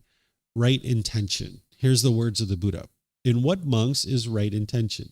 The intention of renunciation, the intention of non-ill will, the intention of harmlessness. This, monks, is called right intention. So there's three things here. Some people translate this as right thinking or right thought. What you're doing here is you're building this intention or this thinking in your mind of these three things. Renunciation.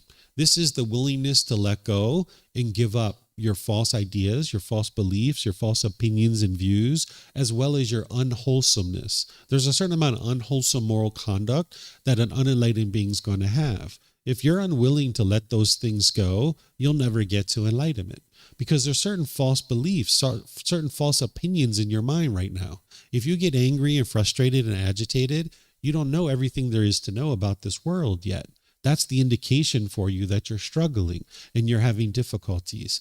So if you're unwilling to renunciate those or let those go, that means you're not going to have an open mind to be able to see that new wisdom and then be able to do something different.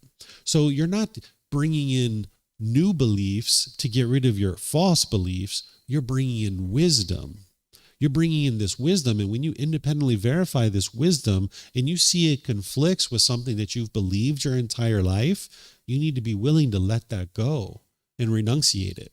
One of the very first false beliefs that you need to get rid of, one of your false opinions that you need to get rid of, is the belief that everybody else is making you angry, that everybody else is causing you to be frustrated. If you continue to hold on to that, you'll never actually get to enlightenment. So you need to be able to be willing to renunciate that. And the way that you do it is you bring in wisdom. And when you see this wisdom and it conflicts with what you've thought your whole life, you need to be willing to let that go. The same thing with your unwholesomeness, that unwholesome moral conduct where you're maybe bitter and harsh and hostile to people. You need to be willing to let all that go. If you continue to hold on to that, you won't ever experience improvement. Then there's the intention of non-ill will. Non-ill will is a double negative. So in English, when you speak with a double negative, it's a positive. So non-ill will is the same as goodwill. You would like to cultivate the intention or the thinking or the thought of goodwill towards all beings.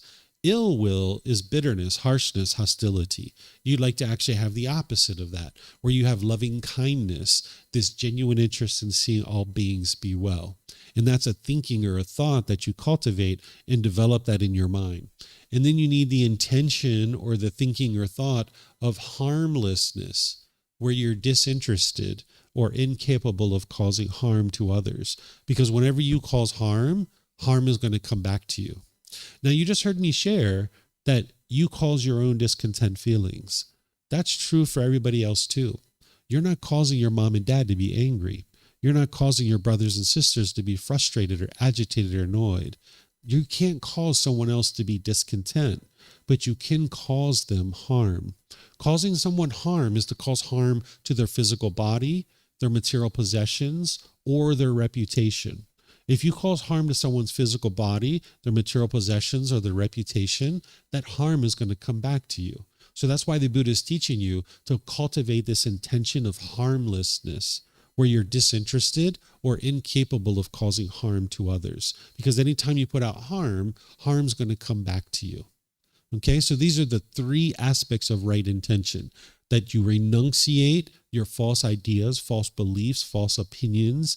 You need to be willing to take in this new wisdom and get rid of these false opinions, views that you have in the mind. Because if you currently experience anger and frustration and all these other discontent feelings, there's certain lack of wisdom that the mind has. You need to be willing to renunciate that. And the same thing with your unwholesome moral conduct. You need to be willing to let that go. And then cultivate the intention or the thinking or thought of non-ill will or goodwill, where you have a genuine interest in seeing all beings be well. And then the intention or thinking or thought of harmlessness, where you're disinterested or incapable of causing harm to others. So now just a little summary about what I was just teaching you is we've got right view, which is the Four Noble Truths, where you're learning the problem of the mind, the cause of the problem, the elimination of it, and the path forward. Remember, discontentedness is the problem. those conditioned feelings, pleasant feelings, painful feelings, neither painful nor pleasant. If you studied other places, they might have called this suffering, but that's not the best way to refer to this. The best way to refer to it is the mind is discontent. It's shaken up. It's unsteady. It's uncalm. It's having conditioned feelings. The cause of that is craving, desire, attachment. The mind's longing, yearning, chasing after the objects of its affection. And it can only be happy if it gets what it wants. And then if it doesn't get what it wants, it experiences the painful feelings or the neither painful nor pleasant feelings. The elimination of that is to eliminate the craving, desire, attachment, and the path forward is the Eightfold Path. So what the Buddha is teaching you is, yes, that craving, desire, attachment is the cause of your discontentedness. That's what right view is. But an underlying message there is to accept responsibility for your own feelings, your intentions, your speech, and your actions. Whatever choices you're making in life, those choices are coming from you. Nobody's forcing you to speak that way. Nobody's forcing you to think that way. Nobody's forcing you to do those certain actions. It's all coming from your own mind. So when you accept responsibility for these things, now you can actually improve it. Again, it's not about guilt or shame or, who's to blame or who's at fault. It's just being able to see true reality. And now when you accept responsibility for what's going on in your own mind, now you can actually fix it. So that's right view. Then there's right intention, which we were just talking about, with the intention of renunciation, non-ill will, and harmlessness, where you're renunciating, letting go, and you're cultivating this goodwill and this harmlessness, where you're disinterested in causing harm to others. So any questions here on this wisdom section of the Eightfold Path?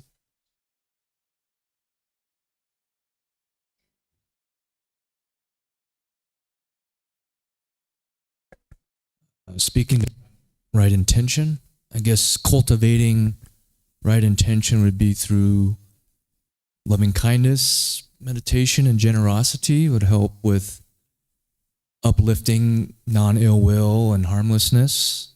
And then in terms of the practice intention of renunciation, that's more of just reflecting on right view and cultivating wisdom to validate that that is a truth, and that it would help to release your old ways of thinking and thoughts. Yes, those are all accurate. And even the breathing mindfulness meditation and generosity is also helping the mind to let go and practice renunciation. That's why when you're focused on the breath, and anytime the mind moves off the breath, your mind's letting go and coming back to the breath. And same thing with generosity. When you're practicing generosity, you're living open-handedly and training the mind to let go. And that's what's helping the mind to be willing to renunciate. This is where you need to have this open mind, right? Because if your mind's angry and frustrated, you're having irritation, annoyance, there's certain wisdom that you don't have yet.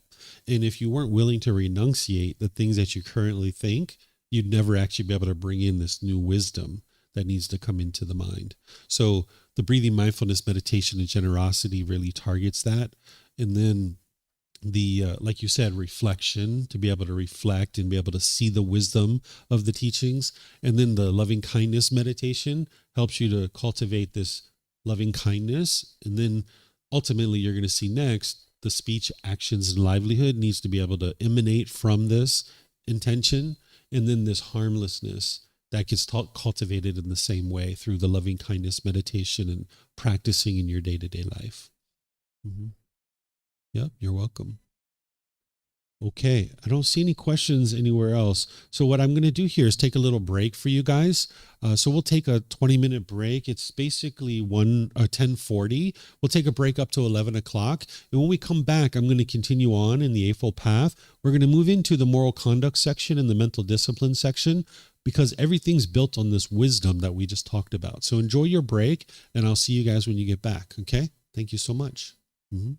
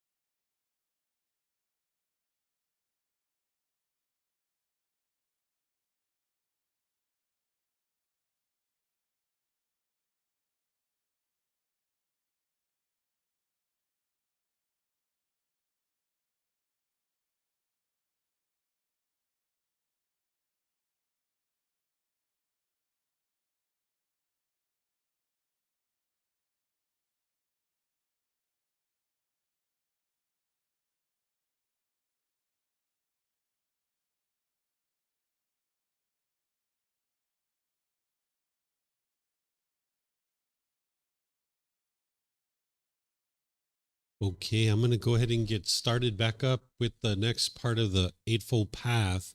Now that you guys have learned right view, understanding that it's your own mind that's causing all the anger, sadness, frustration, irritation, annoyance, guilt, shame, fear, stress, anxiety, well, then it's like, oh my gosh, all that hostility and bitterness that I've been putting out. That's really unwise of me. I shouldn't be doing those kinds of things, right? So the very next thing is to learn about moral conduct.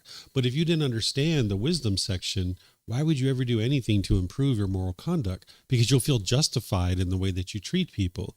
So the Buddha here is going to teach you right speech, right action, right livelihood. One of the ways you might think about this is wise speech, wise action, and wise livelihood, because he's teaching you the wise decisions around the natural law of karma. What the Buddha is teaching you is this cause and effect, or this action and result. This isn't rules. This isn't commandments. He's not trying to convince you to do any particular thing.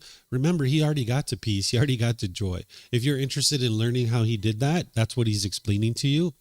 He's not trying to convince you to do anything at all. But in terms of our moral conduct in the unenlightened state, there are certain decisions that we make in the unenlightened state that's unwise in the way that we treat people. So he's going to help you to be able to see the decisions that you're making and how that's producing a certain result for you. He's helping you awaken to the natural law of karma.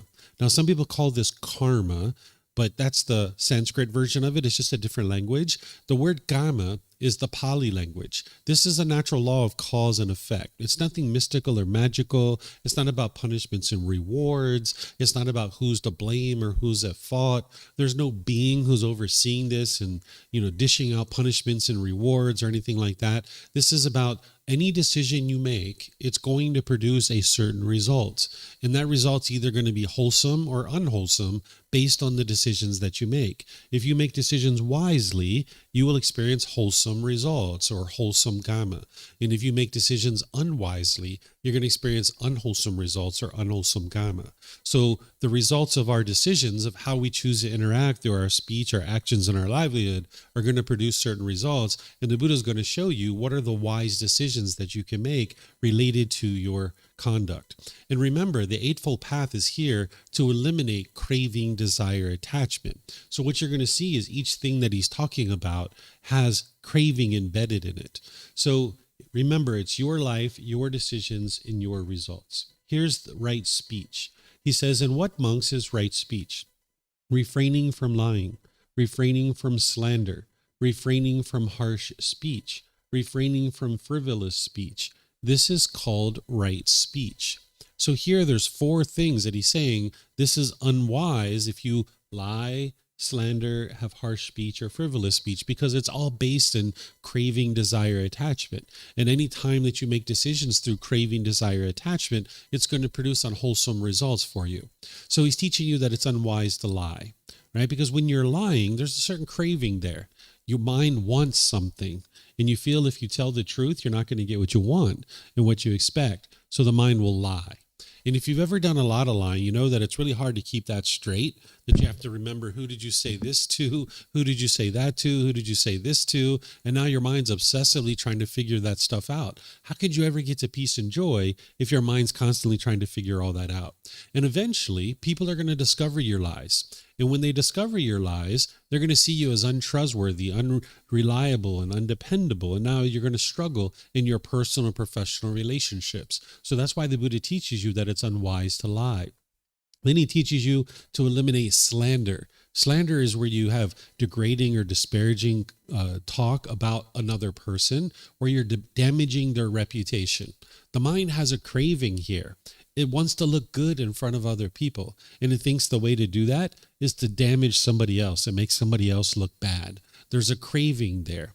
It's kind of like the mind goes into a dark room and it has a candle and everybody else has a candle. And the mind's like, if I put out everybody else's candle, my candle's going to shine brighter. So let me put out everybody else's candle, right? That's what slander's doing. But it's, no, we're in a dark room. We need everybody's candle to be shining, right? So there's no need to gossip and slander, damaging other people's reputation. But sometimes that's what people do, not understanding this natural law of cause and effect. The results of that, at the height of this, if you gossip and slander about people, you can be murdered. Not explaining to you the way the world should be. I'm explaining to you the way the world is. That if you gossip and slander and you damage someone's relationship, they might murder you. They might have you murdered, right? This is why you see investigative reporters go on the news sometimes. They end up being murdered. They're gossiping and slandering about someone. Again, I'm not sharing with you how the world should be. I'm explaining to you how the world is. And the cause and effect is that if you damage people's reputation, that's causing harm, and that harm's going to end up coming back to you. At the very low end of this, if you're gossiping and slandering, well, these people over here that you're gossiping and slandering with, and they know that you're gossiping and slandering, what do you think they're going to do when you're over here and you've got your back turned?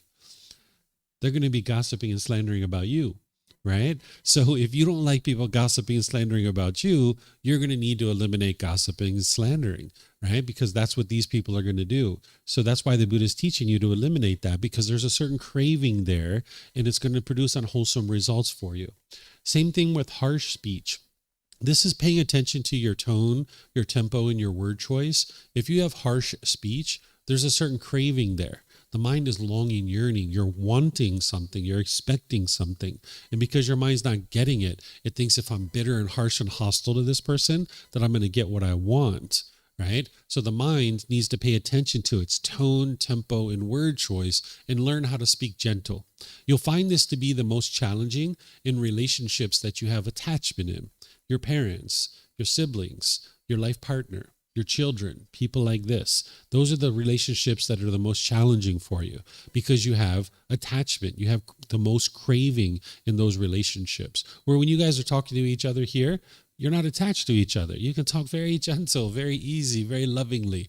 But with these other people who you have craving, desire, attachment, you're wanting them to be a certain way. That's where you can be harsh and hostile and bitter. So you're going to need to eliminate that, which is going to help you eliminate your craving. Then you need to eliminate frivolous speech. Again, there's a craving here. I don't know if you guys have ever been this person or if you know this type of person where they just talk and talk and talk and talk and talk. It's like yada, yada, yada, yada, yada, yada, yada, yada, yada, yada, yada, yada. Yada, yada, yada, yada, yada, yada. It's like, oh my gosh, when is this person going to be quiet, right? It's just like, it's this endless talk. It's like diarrhea of the mouth, right? They're having a craving to talk, right? That's all it is. It's not really a conversation. It's more like they're broadcasting to you, right? And if you do this enough with a lot of people, eventually people are going to tune you out. You're going to be uninfluential. People aren't going to be interested in listening to you. So that's why the Buddha teaches you to not have frivolous speech, that you speak purposeful, beneficially, clear and concise when you're talking with people. And now people don't have to work really hard to figure out what it is that you're trying to say. So these are the top level of right speech, eliminating lying, slander, harsh speech, and frivolous speech. And this is going to bring your mind to more peacefulness and more joy because you're eliminating the craving, desire, attachment, but it's also going to improve your relationships with the people around you. That's why it's wise to be able to speak this way. But then remember, the Eightfold Path is a core central teaching with other teachings plugging into it. So there's a teaching called the 5 Factors of Well-Spoken Speech that plugs into the Eightfold Path. And ultimately, you would like to be able to learn this one and practice this one and dial it in very, very closely. Here, the Buddha talks about speaking at the proper time. What you say is true, gentle, beneficial, and with a mind of loving kindness. Speaking at the proper time is to make sure that you're not interrupting people. Because if you're interrupting people, there's a craving there. You can't wait your turn. Your mind's jumping in to be able to talk. Or the second aspect of this is to make sure that your mind's prepared to talk. Because if you're angry, if you're frustrated, if you're agitated or annoyed, that's all that's going to come out. And you can see when you've done that, it's damaged your relationships. So you would like to make sure it's the proper time for you to speak, that your mind is calm and collected when it's time to actually talk.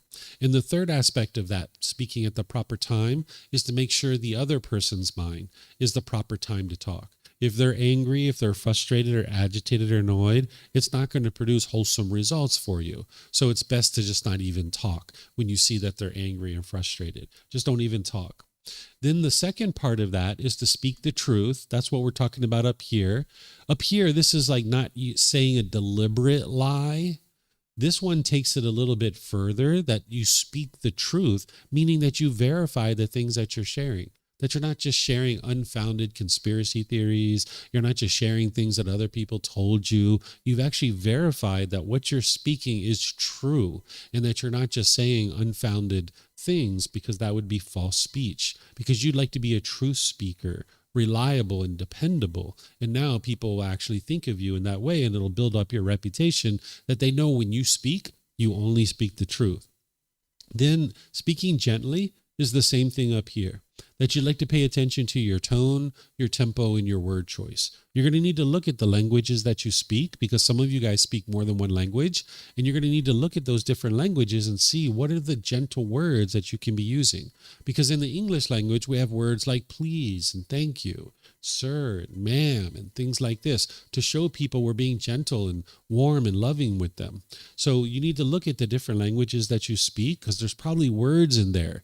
Like in the Thai language, there's all kinds of words to show that you're being gentle and warm and loving with this person that you're speaking with. So you can know right from the beginning that this person is speaking very polite and respectfully.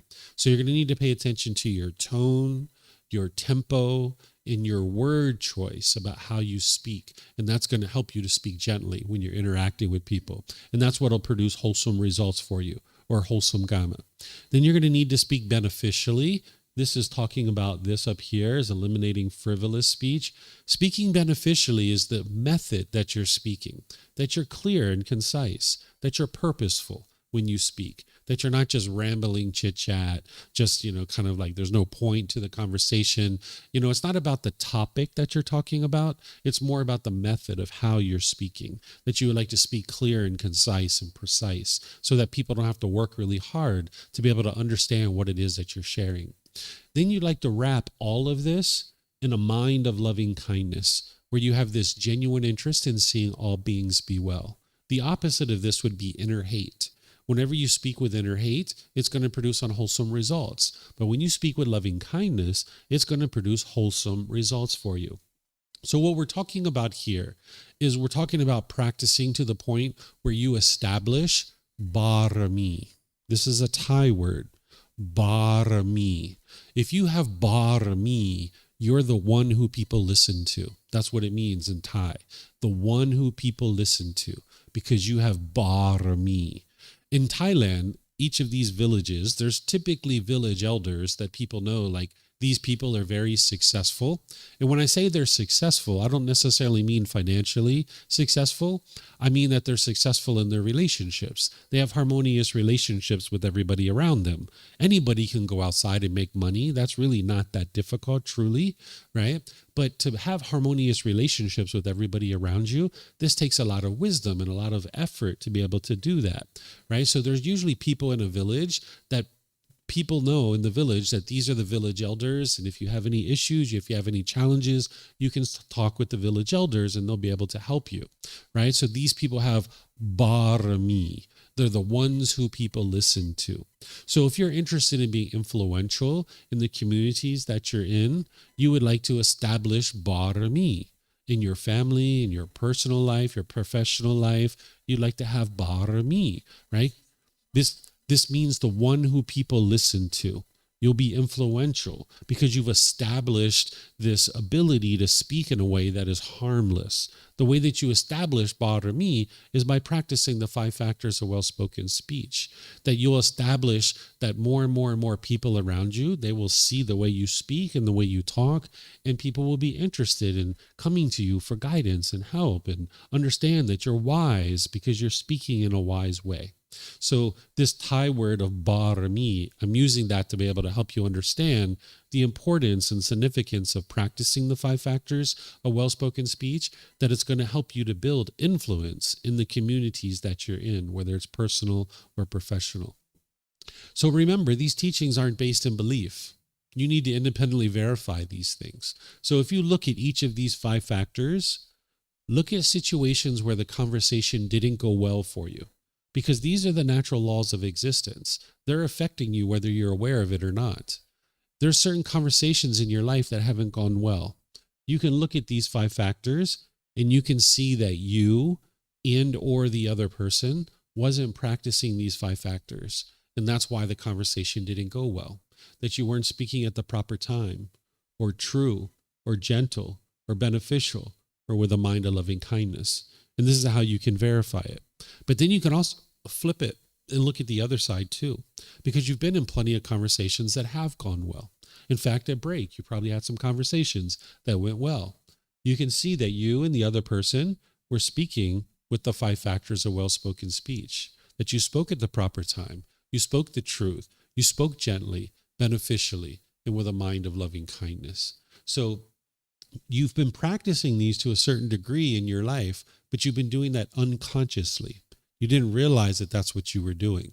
So what you need to be able to do is bring this to your consciousness where you're practicing it intentionally, that more and more you're practicing this at all times. And then eventually you just do it effortlessly. To be able to get to the point where you're consciously practicing these, you're going to need to apply effort to do that. But then ultimately, when you get used to practicing that way, you'll just always practice that way. Your mind will be incapable of doing it any other way. But that's where the work comes in. That's the real effort that you need to be able to put in to be able to do that. So these are the 5 factors of well-spoken speech, and this is right speech up here. Now, we call this right speech because that's what it's called during the lifetime of the Buddha, because that's all that was going on during his life was speech.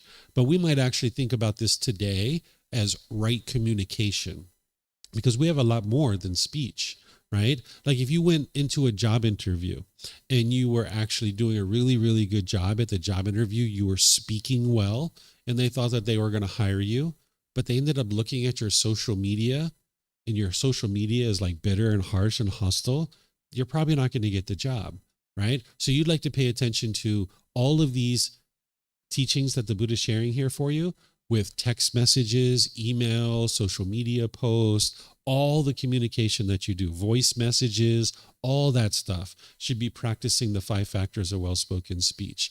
Because if you went over to a keyboard and you were pounding on your keyboard, you were so angry and frustrated, you're going to send this email to somebody, it's not the proper time to be communicating. Right? Your mind's angry. It's frustrated.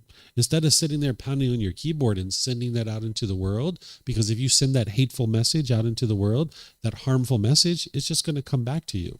Instead of send, hit save, right? Hit save. Let it save it on your hard drive. And then come back a few hours later, a few days later, look at the email and be like, yeah, I probably shouldn't send that. Or I need to edit it, right? Because your mind will be more calm now. So you would like to practice each of these at all times whenever you're communicating. Now, in the teachings in this book that I share, Developing a Life Practice, The Path That Leads to Enlightenment, I have a lot of details on each of these because you can do a lot of harm through your speech. And this is where you have a lot of difficulties in certain relationships. And I go through each one of these, giving you examples and explaining that. So I suggest that you get one of these books. It's going to really help you to be able to learn this. One of the things that I used to do is I used to look at these in the morning before I would go outside. I would look at all of these for like maybe a minute or two, bring it up into my mind. And then all through my morning, I would be practicing these, really paying attention to it. And then at lunchtime, I might look at them again and then like make sure that I was practicing them really closely. And then I would do my day. And then in the evening, I would maybe look at them again and see, where did I do well? Where did I not do well? And I'd be like, oh, I kept interrupting that guy. I need to practice the speaking at the proper time. And I would really double down and work on that the next day, right? So you'd like to bring these up into your mind. And as you're doing that, you might decide to practice this because there's going to be some situations where you're trying to remember the 5 factors of well-spoken speech and you can't quite remember them. Maybe in the next 3 months or so.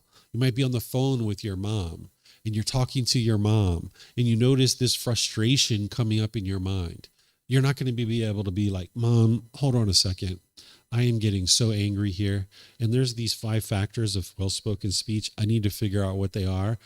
I really need to figure this out. Oh my gosh, hold on one second, Mom, right? You're not going to be able to do that, right? So what you do is if you can remember this, to speak polite, kind, friendly, and respectful, this will help you in those situations. Maybe you're in a business meeting and you can't quite remember the 5 factors of well-spoken speech. Just speak polite, kind, friendly, and respectful. And that's going to keep you headed in the direction of the 5 factors of well-spoken speech. Ultimately, you need to learn what I just shared with you because that's the natural laws but this will kind of help you lean in that direction if you're having difficulties. Okay, so speaking polite, kind, friendly, respectful, and use the book to be able to help you see all of these details about the 5 factors of well-spoken speech. Then there's right action. Here's the words of the Buddha. In what, monks, is right action? Refraining from taking life, refraining from taking what is not given, refraining from sexual misconduct. This is called right action. So here he's talking about 3 impactful bodily actions that would cause harm. And if you cause harm through your bodily actions, this harm is going to come back to you. Tomorrow, we're going to study the 5 precepts, which is going to really expand this for you and give you a lot more detail on this, because this isn't really specific enough here to be able to really practice it. Because one of the first questions people say is, well, what's sexual misconduct? How am I supposed to know what that is? Well, the 5 precepts explain that to you. Because remember, the Eightfold Path is a core central teaching that other things plug into. So the 5 precepts are going to plug into this and help you understand what each of these things are in more detail. The Buddha's not giving you an exhaustive list here. He's not explaining to you every single thing you could do to cause harm with the body. He's just giving you 3 big impactful ones. Because notice he doesn't say, don't walk up to someone and punch them in the face. Well, if you understand the natural law of karma, then you understand if you punch someone in the face, they're probably going to punch you back. Or they're going to pull out a knife or a gun, or their friends or their family are going to attack you. That's the cause and effect of that. But the Buddha didn't put that in here because you need to be wise enough to be able to figure that out. Move to the higher consciousness. He's just giving you these 3 impactful ones. Notice he doesn't say that it's unwise to drag your suitcase through the aisle of a plane and run over people's feet and bump into their knees. Right? Because airplanes didn't even exist during his lifetime. But if you understand this step, that you're not interested in causing harm through your bodily actions, because anytime you cause harm, harm's going to come back to you, then you can figure those things out. But these are 3 really impactful ones. And it's helpful to be able to understand here that this sexual misconduct doesn't include same-gender relationships. Sometimes when people see this, they think that it includes same-gender relationships. That's not true, because 2 loyal, loving, consenting adults choosing to have sex with each other, they're not actually causing any harm to anybody. So you'll be able to see this in the words of the Buddha.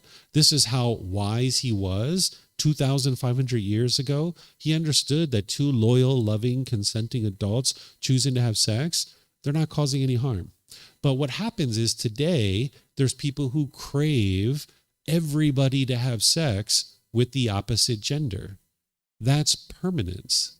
There's never been a time since human history that everybody had sex with the opposite gender. It's never happened, because that would be permanence. We can see in the original teachings of the Buddha, he was aware of people having same-gender relationships. He talks about it, but he actually doesn't share any teachings. He just makes the observation about it. So if everybody had sex with the opposite gender, that would be permanence. And we don't live in that world. We live in an impermanent world where some people have sex with the opposite gender and some people have sex with the same gender. And they're not causing any harm if it's a loyal, loving, consenting relationship. They're not causing any harm to each other. So we're going to explore this more tomorrow. The Buddha talks about things like sex with minors, sex outside of relationships that you're committed to, sex against somebody's wishes, like forcing them to have sex and things like that. That's what he's talking about, sex without consent. So that's what's actually going to cause harm, those kinds of things. So we'll talk about that more tomorrow. So this isn't an exhaustive list. You're going to need to be able to see this for yourself and understand not to cause harm through your bodily actions. Because anytime you cause harm, that harm is going to come back to you. Then we've got right livelihood. Here the Buddha says, in what, monks, is right livelihood? Here, monks, the noble disciple, having given up wrong livelihood, keeps himself by right livelihood. What a livelihood is the way you choose to sustain your life. If you choose to sustain your life and acquire resources for your life in a way that is harmful, that harm is going to come back to you. So the Buddha has teachings on how to get to a point where you're practicing a livelihood to be able to sustain your life, that you're not causing harm to other beings. So what I'm going to teach you here is called the first fold of purification. This is the first level of purification to be able to get to a point where you're not causing harm through your livelihood. So here he talks about 5 livelihoods that would cause harm if you do any of these. Whether you choose to do them or not, it's a choice for you to make. I'm not here to tell you what you should or shouldn't do. I'm just helping you to see the natural law of karma, of cause and effect, or action and result. So somebody might choose to do these things. That's a choice for them to do. But the Buddha is teaching you here to eliminate weapons, living beings, meat, substances that cause heedlessness, and poisons. If you have business in this, that means you're sustaining your life off of causing harm to other people. So I'll give you an example here so you can see this, because you're going to need to independently verify this. If you're still in the work environment and you're still working, you would like to do that in a way that doesn't cause harm. So for example, here the Buddha is saying, if you have business in substances that cause heedlessness, it's unwise because you're causing harm, so harm's going to come to you, right? So here's how you do this. Think about if I stood on the street corner and I was selling crystal methamphetamine or heroin or cocaine into the community. I'm causing harm to this community, and now harm's going to come to me. These people are getting addicted to this substance. They're going out to steal in order to bring me money. They're going out maybe selling their body in order to bring me money. And now standing on the street corner, I can very easily get harmed myself. Someone might come by and beat me up. Someone might rob me. Someone might murder me. I can get arrested. I can get addicted to these substances myself. This is the harm that's coming to me as a result of me choosing to do harm. So this isn't about guilt or shame. It's not about anything mystical or magical. It's my decisions are leading to a particular result, and this is the result that I'm experiencing. So in most places in the world, it's illegal to stand on the street corner and sell crystal methamphetamine and heroin into the community. But there actually are some places in the world it's not illegal to do those kinds of things, that you can do those things. So like, for example, the country that I grew up in, that if I was interested in being a cashier at a liquor store, the government's not going to arrest me for that. That's a human law. The human laws are imperfect because they're created and administered by human beings. What we're talking about here is the natural law of karma. It's functioning at a much higher level. So the government's not going to arrest me for being a cashier at a liquor store. But if you understand the natural law of karma, you might realize that this is unwise, because those are the places where people go in and they rob those places. That's where you can get beat up, you can get murdered, you can get to the point where at the very least you're dealing with intoxicated people, right? Like people are coming through and you're having to deal with intoxicated people every once in a while. How can you actually get to a peaceful and joyful life and a peaceful and joyful mind if you're having to deal with intoxicated people every so often? You could even get robbed at those places, right? So the natural law of karma is functioning at a much higher level. The government laws, these are imperfect. If you practice the natural law of karma, you'll never have a problem with the government because you'll be practicing at a much higher level than what the government is actually establishing. So these are 5 livelihoods that the Buddha is saying it would be unwise to actually do any of these things. So you can look at this through examples in the world in order to independently verify it. Then after you are choosing on your own, if you like, to no longer do these things, the Buddha gives you guidance on how to perform your livelihood in a way that's going to produce wholesome results for you. Because what you would like to do is get to a point where you're very successful in your livelihood, that whatever it is that you're choosing to do, that you thoroughly enjoy the work that you're doing on a day-to-day basis, that it doesn't even feel like work anymore. So the Buddha is giving you guidance on how to be very successful in your livelihood. He's teaching you here to eliminate scheming. What this is corruption. That let's just say that I was like the mayor of a town. I was elected into this position.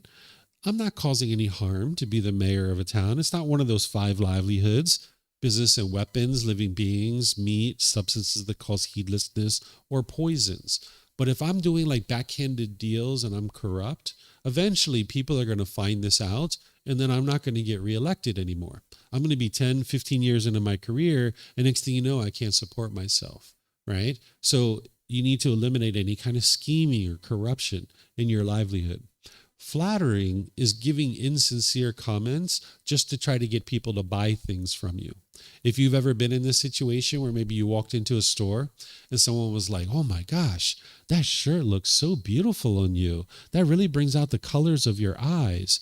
You know, I've got these earrings that'll go really good with that shirt. Let me show them to you. They're right over here, right? They're just trying to flatter you and make you feel good in order to be able to get you to buy these earrings, right? If you've ever been in that situation, you might have felt like, ooh, this is kind of icky. I'm not even interested in being in this store. And you just kind of like walked away. You just didn't even go into the store, right? So if you're going to build up a livelihood where you're successful, you're not interested in just giving insincere comments to get people to buy things from you, because they're going to see through that. Because people do business with people.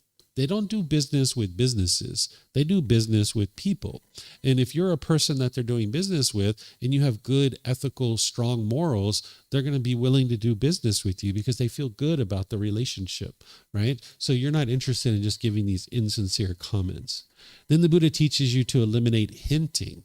What hinting is where you're not clear and concise about the work that you're doing. So for example, if all of us were on a project team and we needed to go brief the boss about the work that we're doing, we'd like to be clear and concise about the work that we're doing.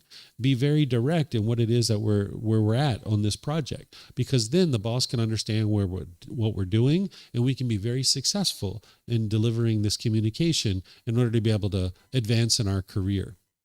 Then you'd like to eliminate any belittling.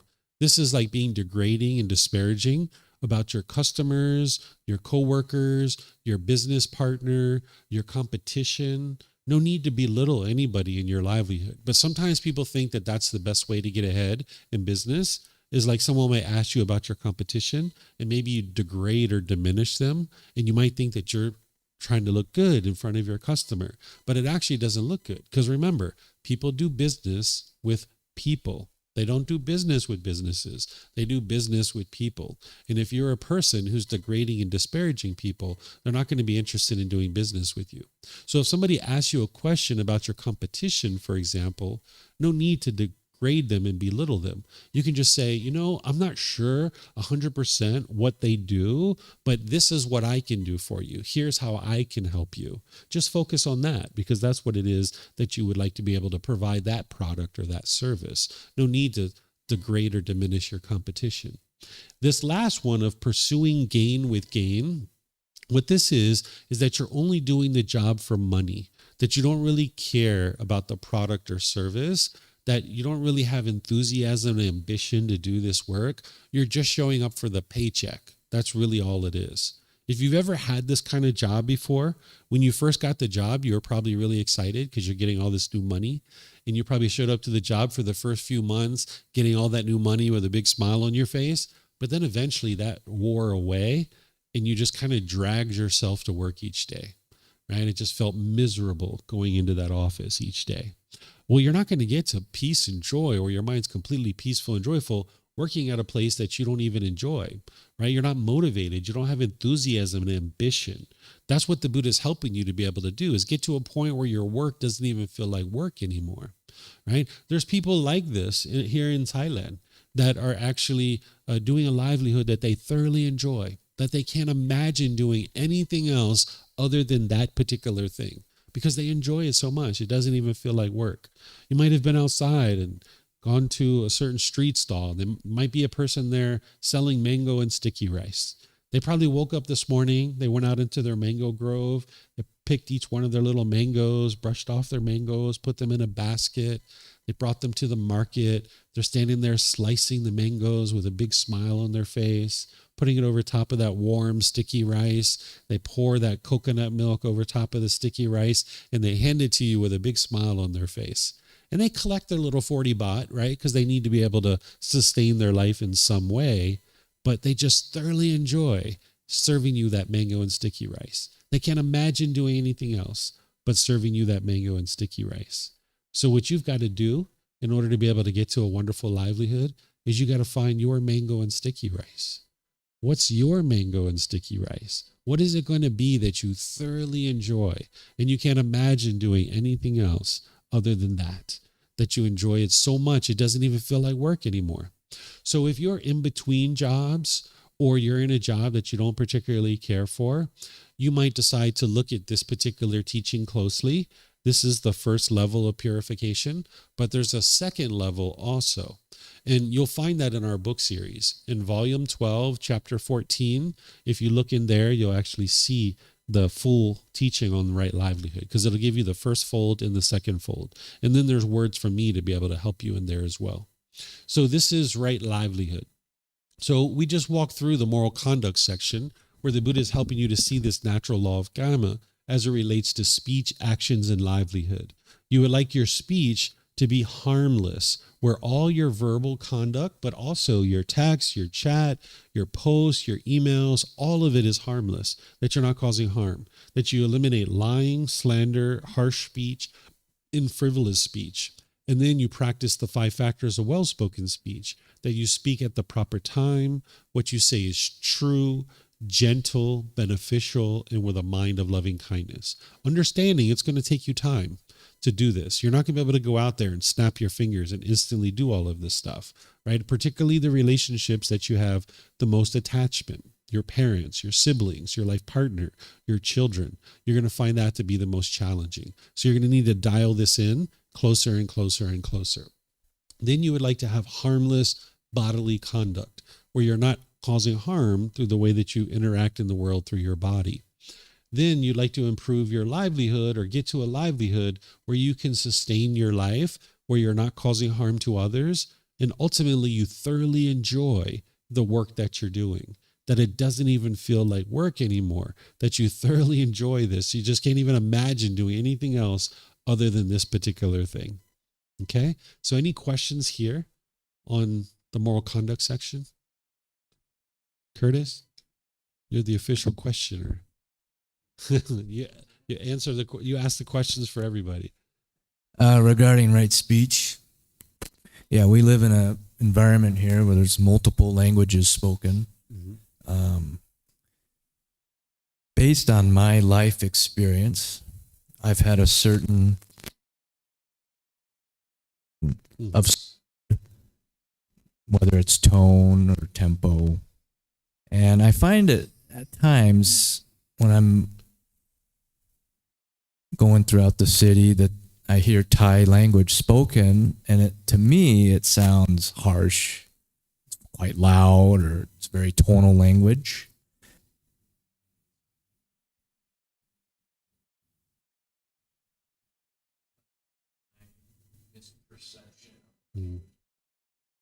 The batteries went out. They're impermanent too. I feel I have a misperception of what I'm hearing because I'm not fluent in the language. So would it be wise to become fluent so I can understand what the true tone and tempo, if it's really harsh or not, or how would I kind of process that? This practice is about your practice, that whatever communication you have, you would like to practice the 5 factors of well-spoken speech. Whether you learn another language to be able to understand how other people are speaking or not, that's a choice for you to make. If you're going to speak Thai, you would like to learn it as best you can so that you understand the intricacies of Thai, right? Because from my experience, they speak quite gentle, very, very soft, very gentle. Obviously, there's situations where they're not that way, because not everybody here is enlightened, but they have a lot of softness built into their language. Whether someone chooses to practice it or not is a whole nother choice. But if you're going to speak Thai, you would like your spoken Thai to be gentle. It's not about what other people are choosing. Mm-hmm. And then regarding right action, just the other day, there's like an insect that was crawling on my ankle, and they typically will bite you, and it causes quite a strong reaction. And this time I chose to just brush it off and onto the grass, but then it's like my wife was suggesting, well, you need to kill that thing because it could cause harm. I chose not to. And someone else chose to do it. So I just preemptive harm so it doesn't harm your own self, that doesn't seem quite the. Yeah. Try to refrain from doing that. Yeah, that's the wise decision that you made. So that's a practice of loving kindness and compassion, right? That you're not just going to go around and kill something just because it could potentially cause harm, right? If we did that, then human beings would be killing each other. Like, oh my gosh, he's looking at me strange. Let me kill him before he hurts me, right? That's really unwise. And oftentimes people do that with animals, more so than a human being. But these animals, we can treat them with love and kindness and compassion as well. All living beings, we need to treat that way. So brushing them off, blowing them off, relocating them somewhere else, this is a better thing to do. Obviously, if an animal is coming at you and trying to attack you, it's best to kind of get away from that being. You're not going to be able to relocate it or brush it off or something like that. And it's the same thing with human beings, right? If a human being was coming at you, trying to attack you, my advice would be best thing to do is get away. If you can get away, no need to stand there and fight if you don't have to. Same thing with an animal. So if you can brush it off or blow it off, that's the best thing. And that's a practice of loving kindness and compassion. It takes a little bit more effort to do that. But then over time, it just becomes natural. It's the way that you function. You can't even imagine, slapping that mosquito, where in the past we might have done that kind of thing. Is that what it was? Was a mosquito?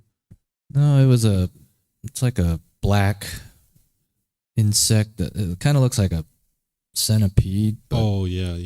But it's like very narrow, thin, and it's pretty. I've had a swelling reaction before. Yeah, they're to poisonous. The body. Yeah, so poison. I don't know the name, but yeah, I know what you're talking about. Mm-hmm. And then livelihood. You just mentioned that the human laws are imperfect. Mm-hmm. In this country, Thailand, for foreigners, it's more difficult to get work here because they impose work permits, and there's certain rules and regulations regarding even just volunteering as a foreigner here. You need a permit for that. Mm-hmm. And I feel like it restricts the amount of types of livelihood that a foreigner can perform in this country. So if it's one of those livelihoods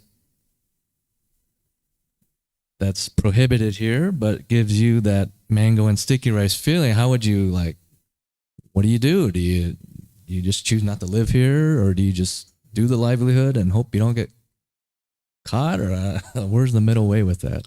So while the natural law of karma is a higher law that's functioning at a higher level than the human laws, part of the natural law of karma is to make sure that if you're living in a certain country, that you understand their laws and that you practice their laws, if you're going to choose to live there.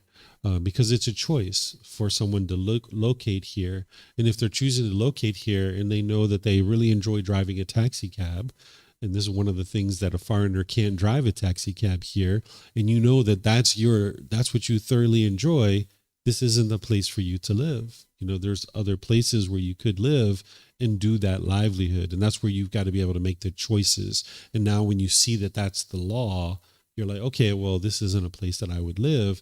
Whereas if you didn't understand that, your craving would produce unwholesome results, because now you're craving perhaps to do that livelihood. And now you're driving your taxi, you get arrested, you get deported. And next thing you know, you're having difficulties with legal battles and expenses and all these kinds of things. So you can avoid all of that by practicing the natural law of karma and doing your research, understanding the laws of a particular country, and now don't have craving to do something like that. And instead, you're either going to need to switch your livelihood and be enjoying something else, or you're going to need to switch the place you live, because these two things are incompatible by living in that particular place. Mm-hmm. Okay, thank you. Mm-hmm. Okay, so I don't see any other questions. Let me check YouTube. Okay, I don't see anything there. Okay, so now we're going to move into the next part of the Eightfold Path. So far, we talked about the wisdom section. That forms the foundation to be able to understand that. Then the moral conduct section, right? That's helping you to understand how to interact in the world so that you're not causing harm and there's no harm coming back to you. Then the mental discipline section is what's going to help you to put the moral conduct section into practice. It's wonderful to sit here and talk about being loving and kind and going outside and being warm and gentle with people. But how do you do it? If your mind is all polluted with all these, defilements, all this pollution, you're going to find it very difficult to speak gently if you don't train in the mental discipline. So the mental discipline section is going to help you to implement the moral conduct. Okay, so here, this is the words of the Buddha on right effort. He says, in what, monks, is right effort? Here, monks, a monk rouses his will, makes an effort, stirs up energy, exerts his mind, and strives to prevent the arising of unarisen, unwholesome mental states. He rouses his will, makes an effort, stirs up energy, exerts his mind, and strives to overcome evil, unwholesome mental states that have arisen.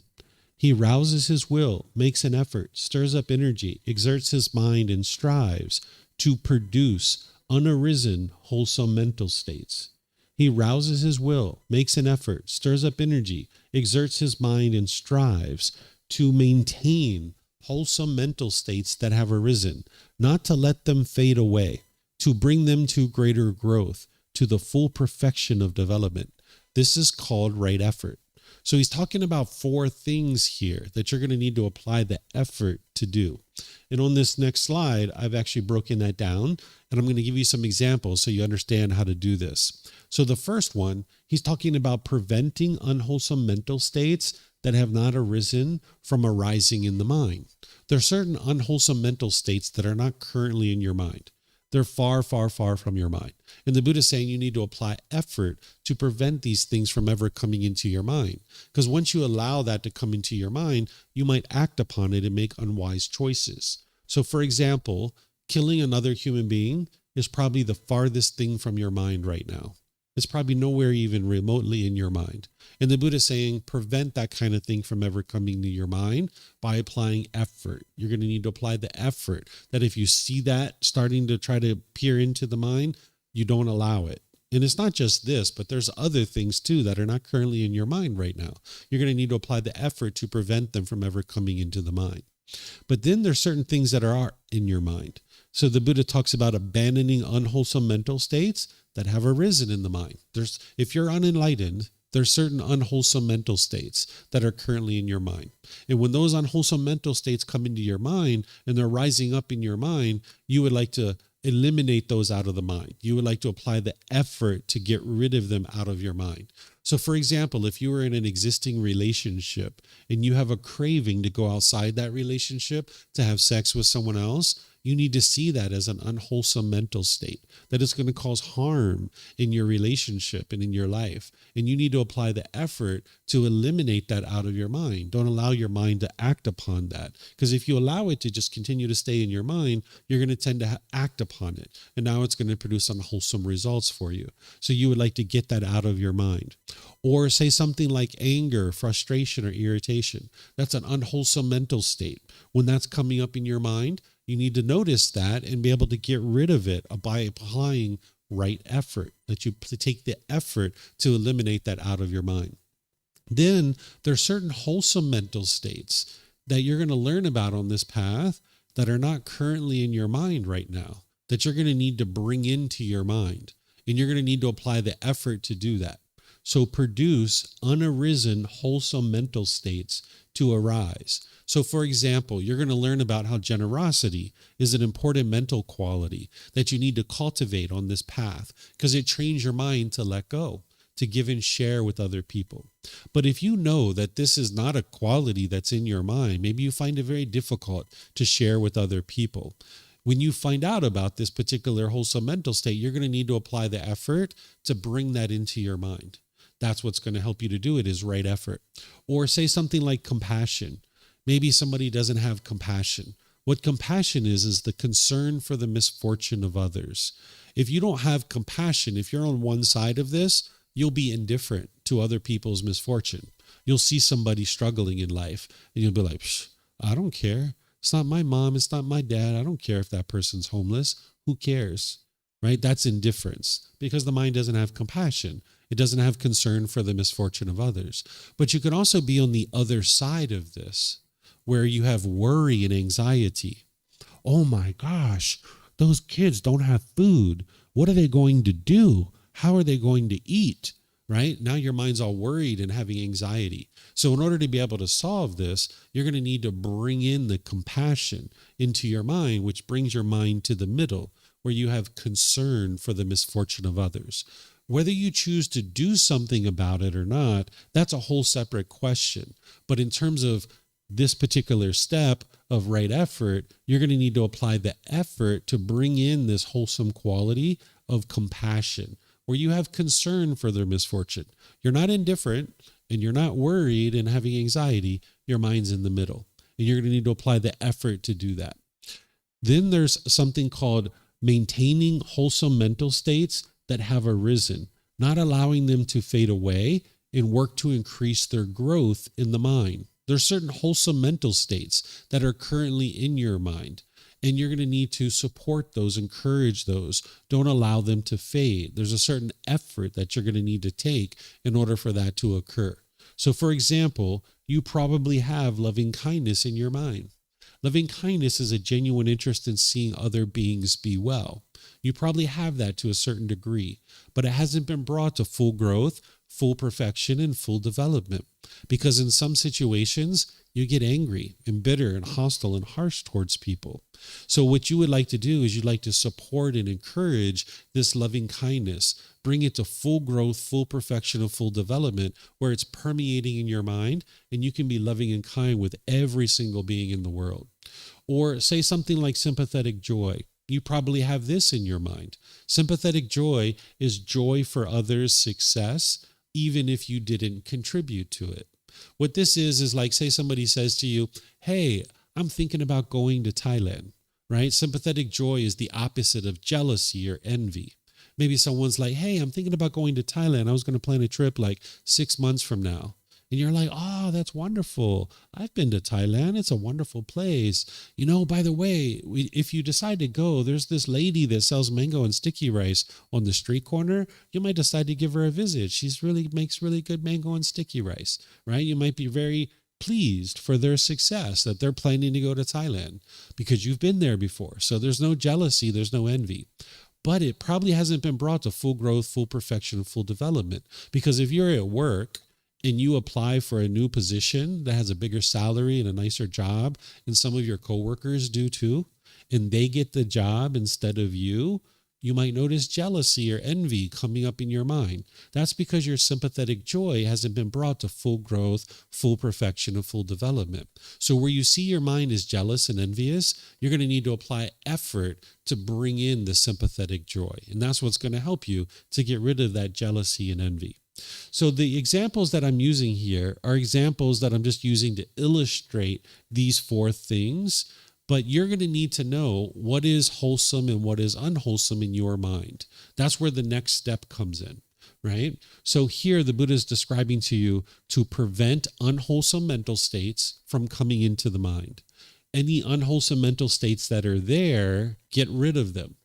Any wholesome mental states that are not currently in your mind, bring them into your mind. Any wholesome mental states that are currently in your mind, support those, encourage those, and don't allow them to fade away. The way that you're going to be able to do this is with the next step. Without the next step, you wouldn't be able to actually implement this one. This one is called right mindfulness. So again, I'm going to read it to you, but then I'm going to teach it to you so you can understand what the Buddha is sharing here. He says, in what, monks, is right mindfulness? Here, monks, a monk resides, reflecting on body as body, dedicated, clearly aware and mindful, having put aside craving and worry for the world. He resides reflecting on feelings as feelings, dedicated, clearly aware and mindful, having put aside craving and worry for the world. He resides reflecting on mind as mind, dedicated, clearly aware and mindful, having put aside craving and worry for the world. He resides reflecting on mental objects as mental objects, dedicated, clearly aware and mindful, having put aside craving and worry for the world. This is called right mindfulness. So he's talking about 4 things here. Body as body, feelings as feelings, mind as mind, mental objects as mental objects. What he's talking about here is the 4 foundations of mindfulness, which I'll explain to you guys what this is in a moment, but let's just talk about mindfulness in general, okay? Mindfulness in general is awareness of mind. You would like to cultivate this in the mind, where you have awareness of your thoughts, your ideas, your feelings, the things that are going on in your mind. Oftentimes in the unenlightened state, we don't have awareness of our thoughts and our ideas and the things that are going through your mind. I don't know about you, but before I understood these teachings, I was actually plowing through the world, knocking down trees, burning up the forest. I was going, million miles a minute, right? And I started smelling smoke. And I was like, who lit the fire? And I looked behind me and I saw all these trees that were knocked down. And I was like, who knocked down all those trees? And then I learned right view. And I was like, oh, I'm the one who knocked down all those trees. I'm the one who lit that fire. Okay, let me fix this, right? So right mindfulness is something that we don't usually have in the unenlightened state. We're not aware of what's going on in our own mind. So you need to practice that, where you develop awareness of what's going on in your own mind. Now, this word mindfulness has made its way into modern conversations. Some people use this word. They will say, can you mindfully carry this glass of water to that table? Well, that's not the way that the Buddha is using that, right? What they're really doing is they're saying careful. They're just replacing the word careful with mindful. So if you use the word mindful, you use it however you'd like to use it. But if you would like to get closer to what the Buddha taught so that you can understand this path and train your mind, you would like to understand that while those people might be using that word in that way, you would like to use it in the way that the Buddha used it, which is awareness of mind. And you might spend 3 to 6 months just working on developing awareness of mind. But then you would like to develop what's called the 4 foundations of mindfulness. What this is this is the process or the life cycle that discontentedness is going to take, that as you experience discontentedness, it's going to go through this.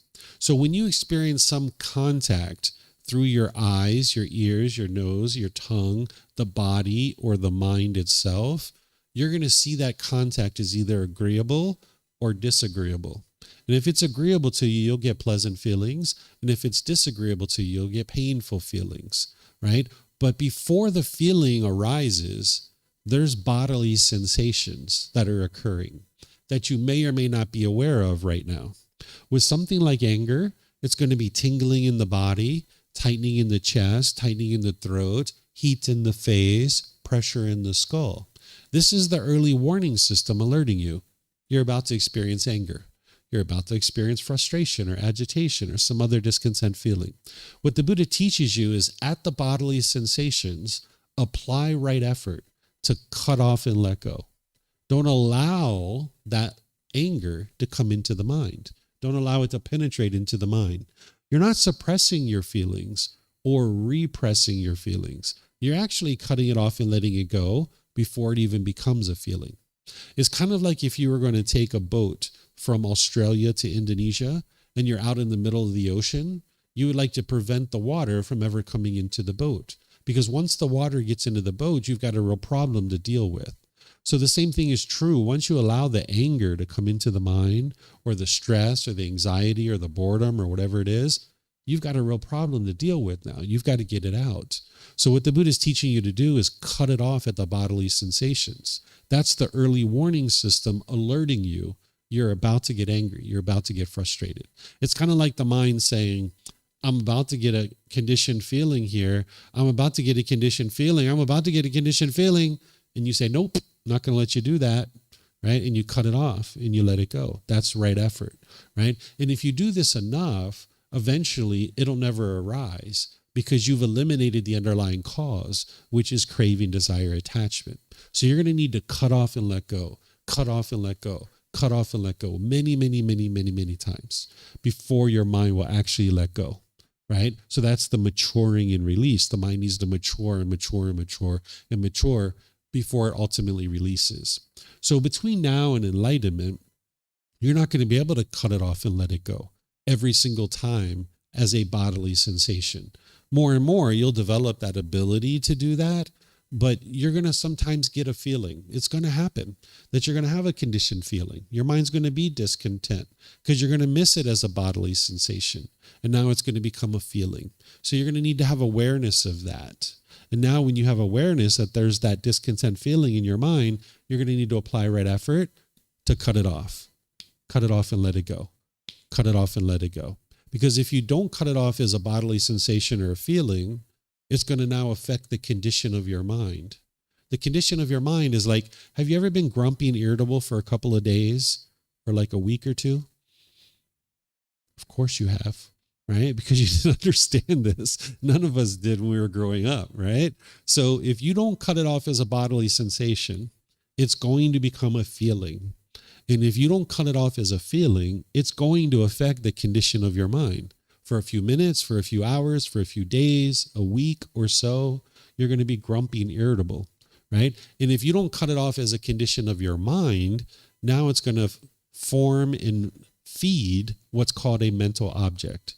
What a mental object is a deeply rooted container in the mind. In this example, it's ill will.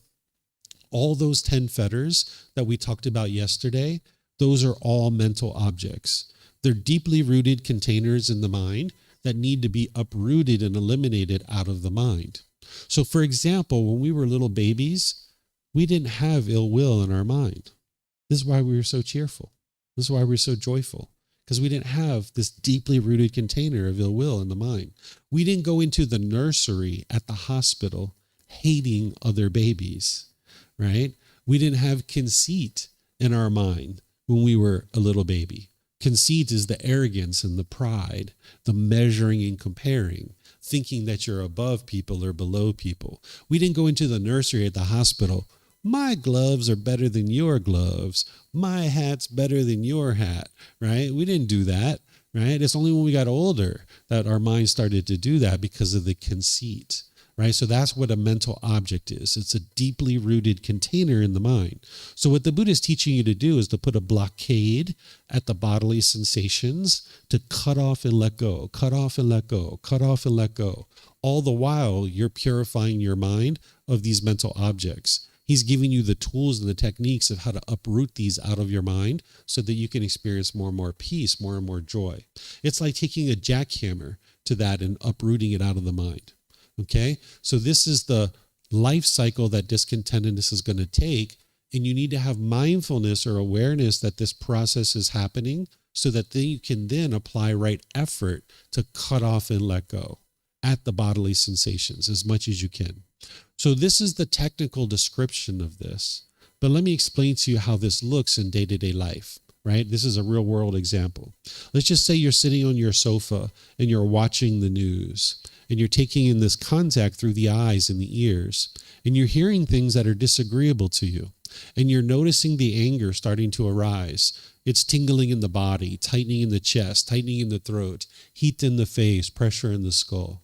Well, you know what's going to happen is you're going to experience anger. That's what's coming next. So if you allow yourself to just sit there and dwell in that, then now you're going to be dealing with anger, right? Instead, when you see that thing on the news and you're noticing the anger starting to arise, apply right effort. Cut off the news. Redirect the mind. Go for a walk. Go for a bike ride. Go to the bathroom. Wash your hands. Go get a drink of water from the kitchen. Redirect your mind somewhere else so that your mind can let go. And now, after you do that enough over a long-term period of time, you won't get angry when you watch the news anymore. You can easily watch the news and you'll understand this is impermanence. Sometimes there's wonderful things happening in the world and sometimes not. Sometimes there's wars that break out. Sometimes people get murdered. Sometimes people have rapes. You don't have to form feelings based on that. That's not your care. That's not your love that's producing that. That's your craving. Wanting the world to be a certain way. Remember back here? Craving and worry for the world. Having put aside craving and worry for the world. Craving for the world to be a certain way. That's what the mind's doing in the unenlightened state. So you need to train your mind to let go, right? So this is a real world example. Just redirect your mind. And over time, more and more, this will become easy for you, and then eventually it just won't even arise. So in order to get to right mindfulness, you're going to need to practice the next factor. Without the next factor, you wouldn't actually be able to practice right mindfulness, because the next factor is helping you to develop right mindfulness. So these are the words of the Buddha, where he's describing what's called the jhanas. Here, he's not talking about how to practice right concentration. He talks about that in other parts of his teachings. What he's talking about here is these preliminary phases that the mind goes through, where you're experiencing enhanced qualities of mind. This is like an indication for you that you're putting together the Eightfold Path really well. This is the byproduct of having put together the Eightfold Path really well. It's kind of like the light bulb is flickering. It's starting to give you glimpses of some of the qualities of enlightenment. So I'm not going to teach you this today, because this is a foundational teaching in a foundational class. So what I'm going to do is I'm going to not teach you the results of practicing the Eightfold Path. I'm going to teach you how to actually practice right concentration, because the Buddha has that in other parts of his teachings. But at some point, you're going to need to learn what are the jhanas. This is preliminary phases that your mind goes through on your way to the first stage of enlightenment. And I teach that in other programs and other retreats. But today in this course, I'm going to teach you how to practice right concentration, because that's what you need to know, is how to practice this. The results will come, but they won't come if you don't know how to practice it, right? So the way you practice right concentration is you develop a daily meditation practice, and you practice singleness of mind in daily life. These are the two things you do to develop concentration. Your meditation practice is going to consist of two primary meditations, which is breathing mindfulness meditation and loving kindness meditation. We're going to talk about breathing mindfulness meditation after lunch. I'm going to teach you all the ins and outs of that after lunch, okay? Then there's loving kindness meditation that you're going to need to know that as well. So we're going to talk about these after lunch. You're going to develop a practice of 2 or 3 sessions per day for about 30 minutes. And that can sound like a lot for some people, depending on what you've got going on in your life. But if you look at your life, there's probably some unbeneficial things that you could probably peel away that'll give you more time to actually do this, right? So you gradually build this up. It can take 6 months, a year, even 2 years to build up to this type of frequency. So you're not in a race with anybody. You're not in a competition with anybody. You just gradually build this up over time. And I'm going to teach you how to do that after lunch. Then there's practicing singleness of mind in your day-to-day life. When you're practicing singleness of mind, you're doing just one thing at a time. That's what you would like to do. If you've been taught to multitask, it's actually not possible for you to multitask. Your mind can't do any more than one thing at a time. What you're actually doing is you're doing something for 3 to 5 seconds, and then you're cycling to something else. And now you're doing that for 5 to 8 seconds. And now you're going over here and you're doing this for 10 seconds. And then you're going over here again and you're doing this. So you're bouncing around from thing to thing to thing to thing to thing. Your mind's not actually doing 2 things at one time, because it's physically impossible for your mind to do that. So the mind's lack of wisdom thinks that you're actually being more productive and you're actually accomplishing more. But in reality, if you're on your phone with your mom and you're watching TV and then you're eating a sandwich, you're not doing all 3 of those things. You're talking to your mom a little bit, you're watching TV a little bit, you're eating your sandwich for a little bit. That's why when you got off the phone, you can't even remember what you talked about. You have to call her back up and be like, Mom, I'm so sorry. I can't even remember. I know I was supposed to do something for you. Can you tell me what that was? So this conversation that could have been like 10 or 15 minutes and then ended up being like 45 minutes or an hour. So you're actually wasting more time. And now you have to follow back up with her and you have to find out what it is you were supposed to do. And then how could you ever bring forth your full wisdom to actually practice something like right speech if you're not focused and concentrated? You probably said things that you regret, and now you got to apologize. Mom, I'm so sorry. I shouldn't have just said that. That was really stupid of me. I'm so sorry, right? So now you're actually spending more time. Whereas if you would have just focused on the conversation, just did one thing at a time, 10, 15 minutes, done, off the phone and to the next thing. And now your mind can be focused and concentrated. So you're not actually doing multiple things. Your mind's racing around a racetrack. And if you've ever been to a racetrack where horses race, when they're done with their race, they don't go to the barn and calm down. They're hyped up. This is why when somebody gets off of work, they have a really difficult time being relaxed, because you've been running around the racetrack. Your mind's bouncing around from thing to thing to thing to thing to thing. So now when you go home, you have stress and anxiety, because if you've ever been to a barn where horses have raced, they're all hyped up, right? They can't calm down. It's the same thing with the human mind. So you're not interested in bouncing around and running around a racetrack like that. You would like to just do one thing at a time. Because if you're washing the dishes and you're daydreaming and thinking about something else, next thing you know, you cut your hand and you end up going to the hospital and you need stitches, right? You think you're actually doing something better, but you're not. You're actually wasting your time. You're actually spending more resources. There's people who didn't understand to practice singleness of mind, and they're actually dead right now. They didn't understand. They were walking down the street, talking on the phone. They walked out in front of a car, whack. And this is the unwholesome karma. It's not punishments and rewards. It's just the results of your decisions, not realizing that this was unwise to walk down the street and talk on the phone. So you'd like to just do one thing at a time. And this is what's going to hone your mind to have concentration and focus. The way that I think about it is it's like a piece of wood and you have a steel rod. And if you drag that steel rod back and forth over the wood, when you first start, it's going to bounce around a lot because there's no groove there yet, right? And then if you grind that steel rod back and forth enough, eventually you're going to get a nice groove going.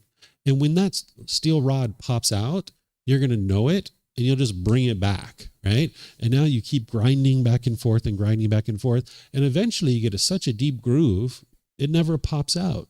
That's the way it is. When you practice this long enough, your mind will just always be focused. It'll always be concentrated. It's impossible for your mind to do anything else but be focused and concentrated. But initially, your mind's going to bounce around a lot because it's not trained, right? So you got to get that groove going where when you notice that you're in that business meeting and your mind is wandering, right? Your boss is up there talking and you're thinking about going to Thailand. You just can't wait to see those elephants and get to the mango and sticky rice. You're like thinking about your trip for 6 months from now.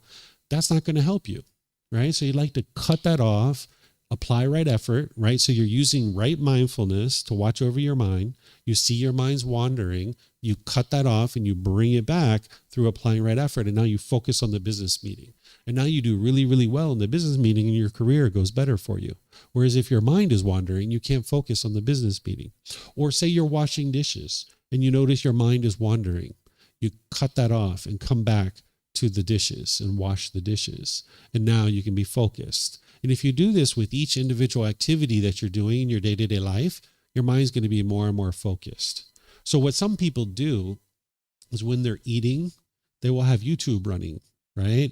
And they think that this is solving their boredom, but it's not solving your boredom because what's causing that is a craving. Right? So you're not going to get rid of your craving by just pacifying your mind with YouTube. You're going to need to sit there and eat without any kind of stimulation and train your mind to do just one thing at a time. And then it's going to be very painful because you're walking through the fire, right? You're getting out of the mafia.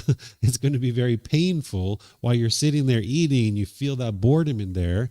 But eventually you do that for a few months and next thing you know, the craving's gone. And now your mind's so peaceful. You can eat no problem, just sitting there by yourself and you can just eat and your mind's completely at ease and completely peaceful. So you like to do just one thing at a time. Don't allow your mind to be pulled in all these different directions because that's what your mind's craving is doing to you. It's pulling you in all these different directions. Okay, so any questions on this? I'll do a recap and then I'll get to your questions, okay? So right effort is taking initiative to eliminate unwholesome aspects of the mind and cultivate wholesome qualities of the mind. You're going to need to apply the effort to do this. There's not going to be just this magical wave that comes over your mind and fixes everything. You're going to need to apply the effort to do this. Then there's right mindfulness, where you practice awareness of mind, being aware of your thoughts, your ideas, your feelings, the things that are in your mind, but more specifically, the 4 foundations of mindfulness, where you're aware of the bodily sensations, the feelings, the condition of the mind, and the mental objects. That's the life cycle that discontentedness is going to take, and you need to be aware of that so that you can apply right effort to cut it off and let it go. Then you'd like to practice meditation. This is part of right concentration, and practice singleness of mind. Eventually, you're going to get to a point where you're experiencing the jhanas. These are enhanced qualities of mind that when you get to that point, you'll know that you're putting together the Eightfold Path really well. And that's where your practice is going to pivot. And you're going to start focusing more directly on each individual fetter. But when you first get started, you need to really focus on the Eightfold Path and put that together really, really well. And that's what's going to help you to get into the jhanas. Okay, so any questions here on the mental discipline section?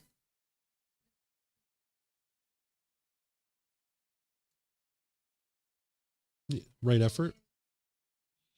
Yeah, you had a question on right effort, right?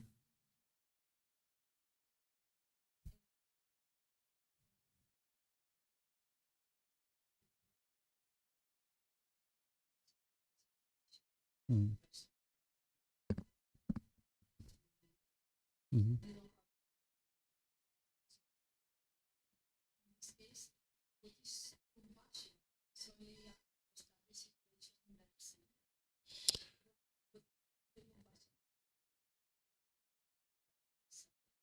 Yeah, the compassion is that you have concern for the misfortune of others.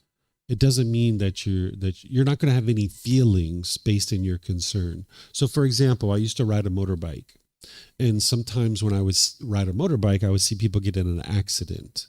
Right? I would have concern for them. So, meaning my mind, my mental state was I have concern for their misfortune. And because of my compassion, I would sometimes practice generosity, and I would pull over to the side of the road, put my kickstand down, and go over and see if I could help them. Right? That was my generosity because of my compassion, because of my concern for their misfortune. Right. But in other situations, I could be in the same situation driving on the motorbike, and I could see somebody get in an accident, and I wouldn't stop, but I still had compassion, right? Because I would look and I would see that they had an accident, but there's two or three other people already helping them, and maybe I'm on my way to take my son some food because maybe he asked me to bring him some food. So since they already have help, I would just keep driving. So your compassion isn't that you're putting any action. That's not what compassion is. Compassion is that you have a mental state. So when I looked and I saw that this person had an accident, I had concern for their misfortune. That's why I looked and I considered, should I stop? And then when I saw they had two or three people helping them, I was like, nope, don't need to stop. They already have somebody helping them. I don't see any blood. I don't see any broken bones. Everything looks fine. So I'm just going to keep going. Right. So I still had compassion in that situation. I just didn't choose to do anything about it. And then I also didn't have worry because I wasn't sitting at home like, oh my gosh, was that person okay? Like, what happened to them? I got to find out. Let me check the news. Was there, did they get to the hospital? I wasn't worried about them, but I also didn't have indifference either. My mind was in the middle where I had concern for them. But then once I realized they had help, I just kept going. Right. So that's what you're doing, is you're cultivating compassion, which is concern for their misfortune. It's a mental state. It's not anything about your actions and what you may or may not choose to do. Mm-hmm. That's a separate question. That's whether or not you're going to practice generosity in that situation. Mm-hmm. Okay. So now I walked you guys through this entire Eightfold Path. Okay. If this is your first time learning it, you're going to need to learn it again, and probably again and again. It's going to take you probably a good 6 or 8 times. And whether you learn it with me live or recordings or one of my podcasts or the book, you're going to need to visit it multiple times, because you can't just learn it and then boom, you got it and you go out there and practice it perfectly.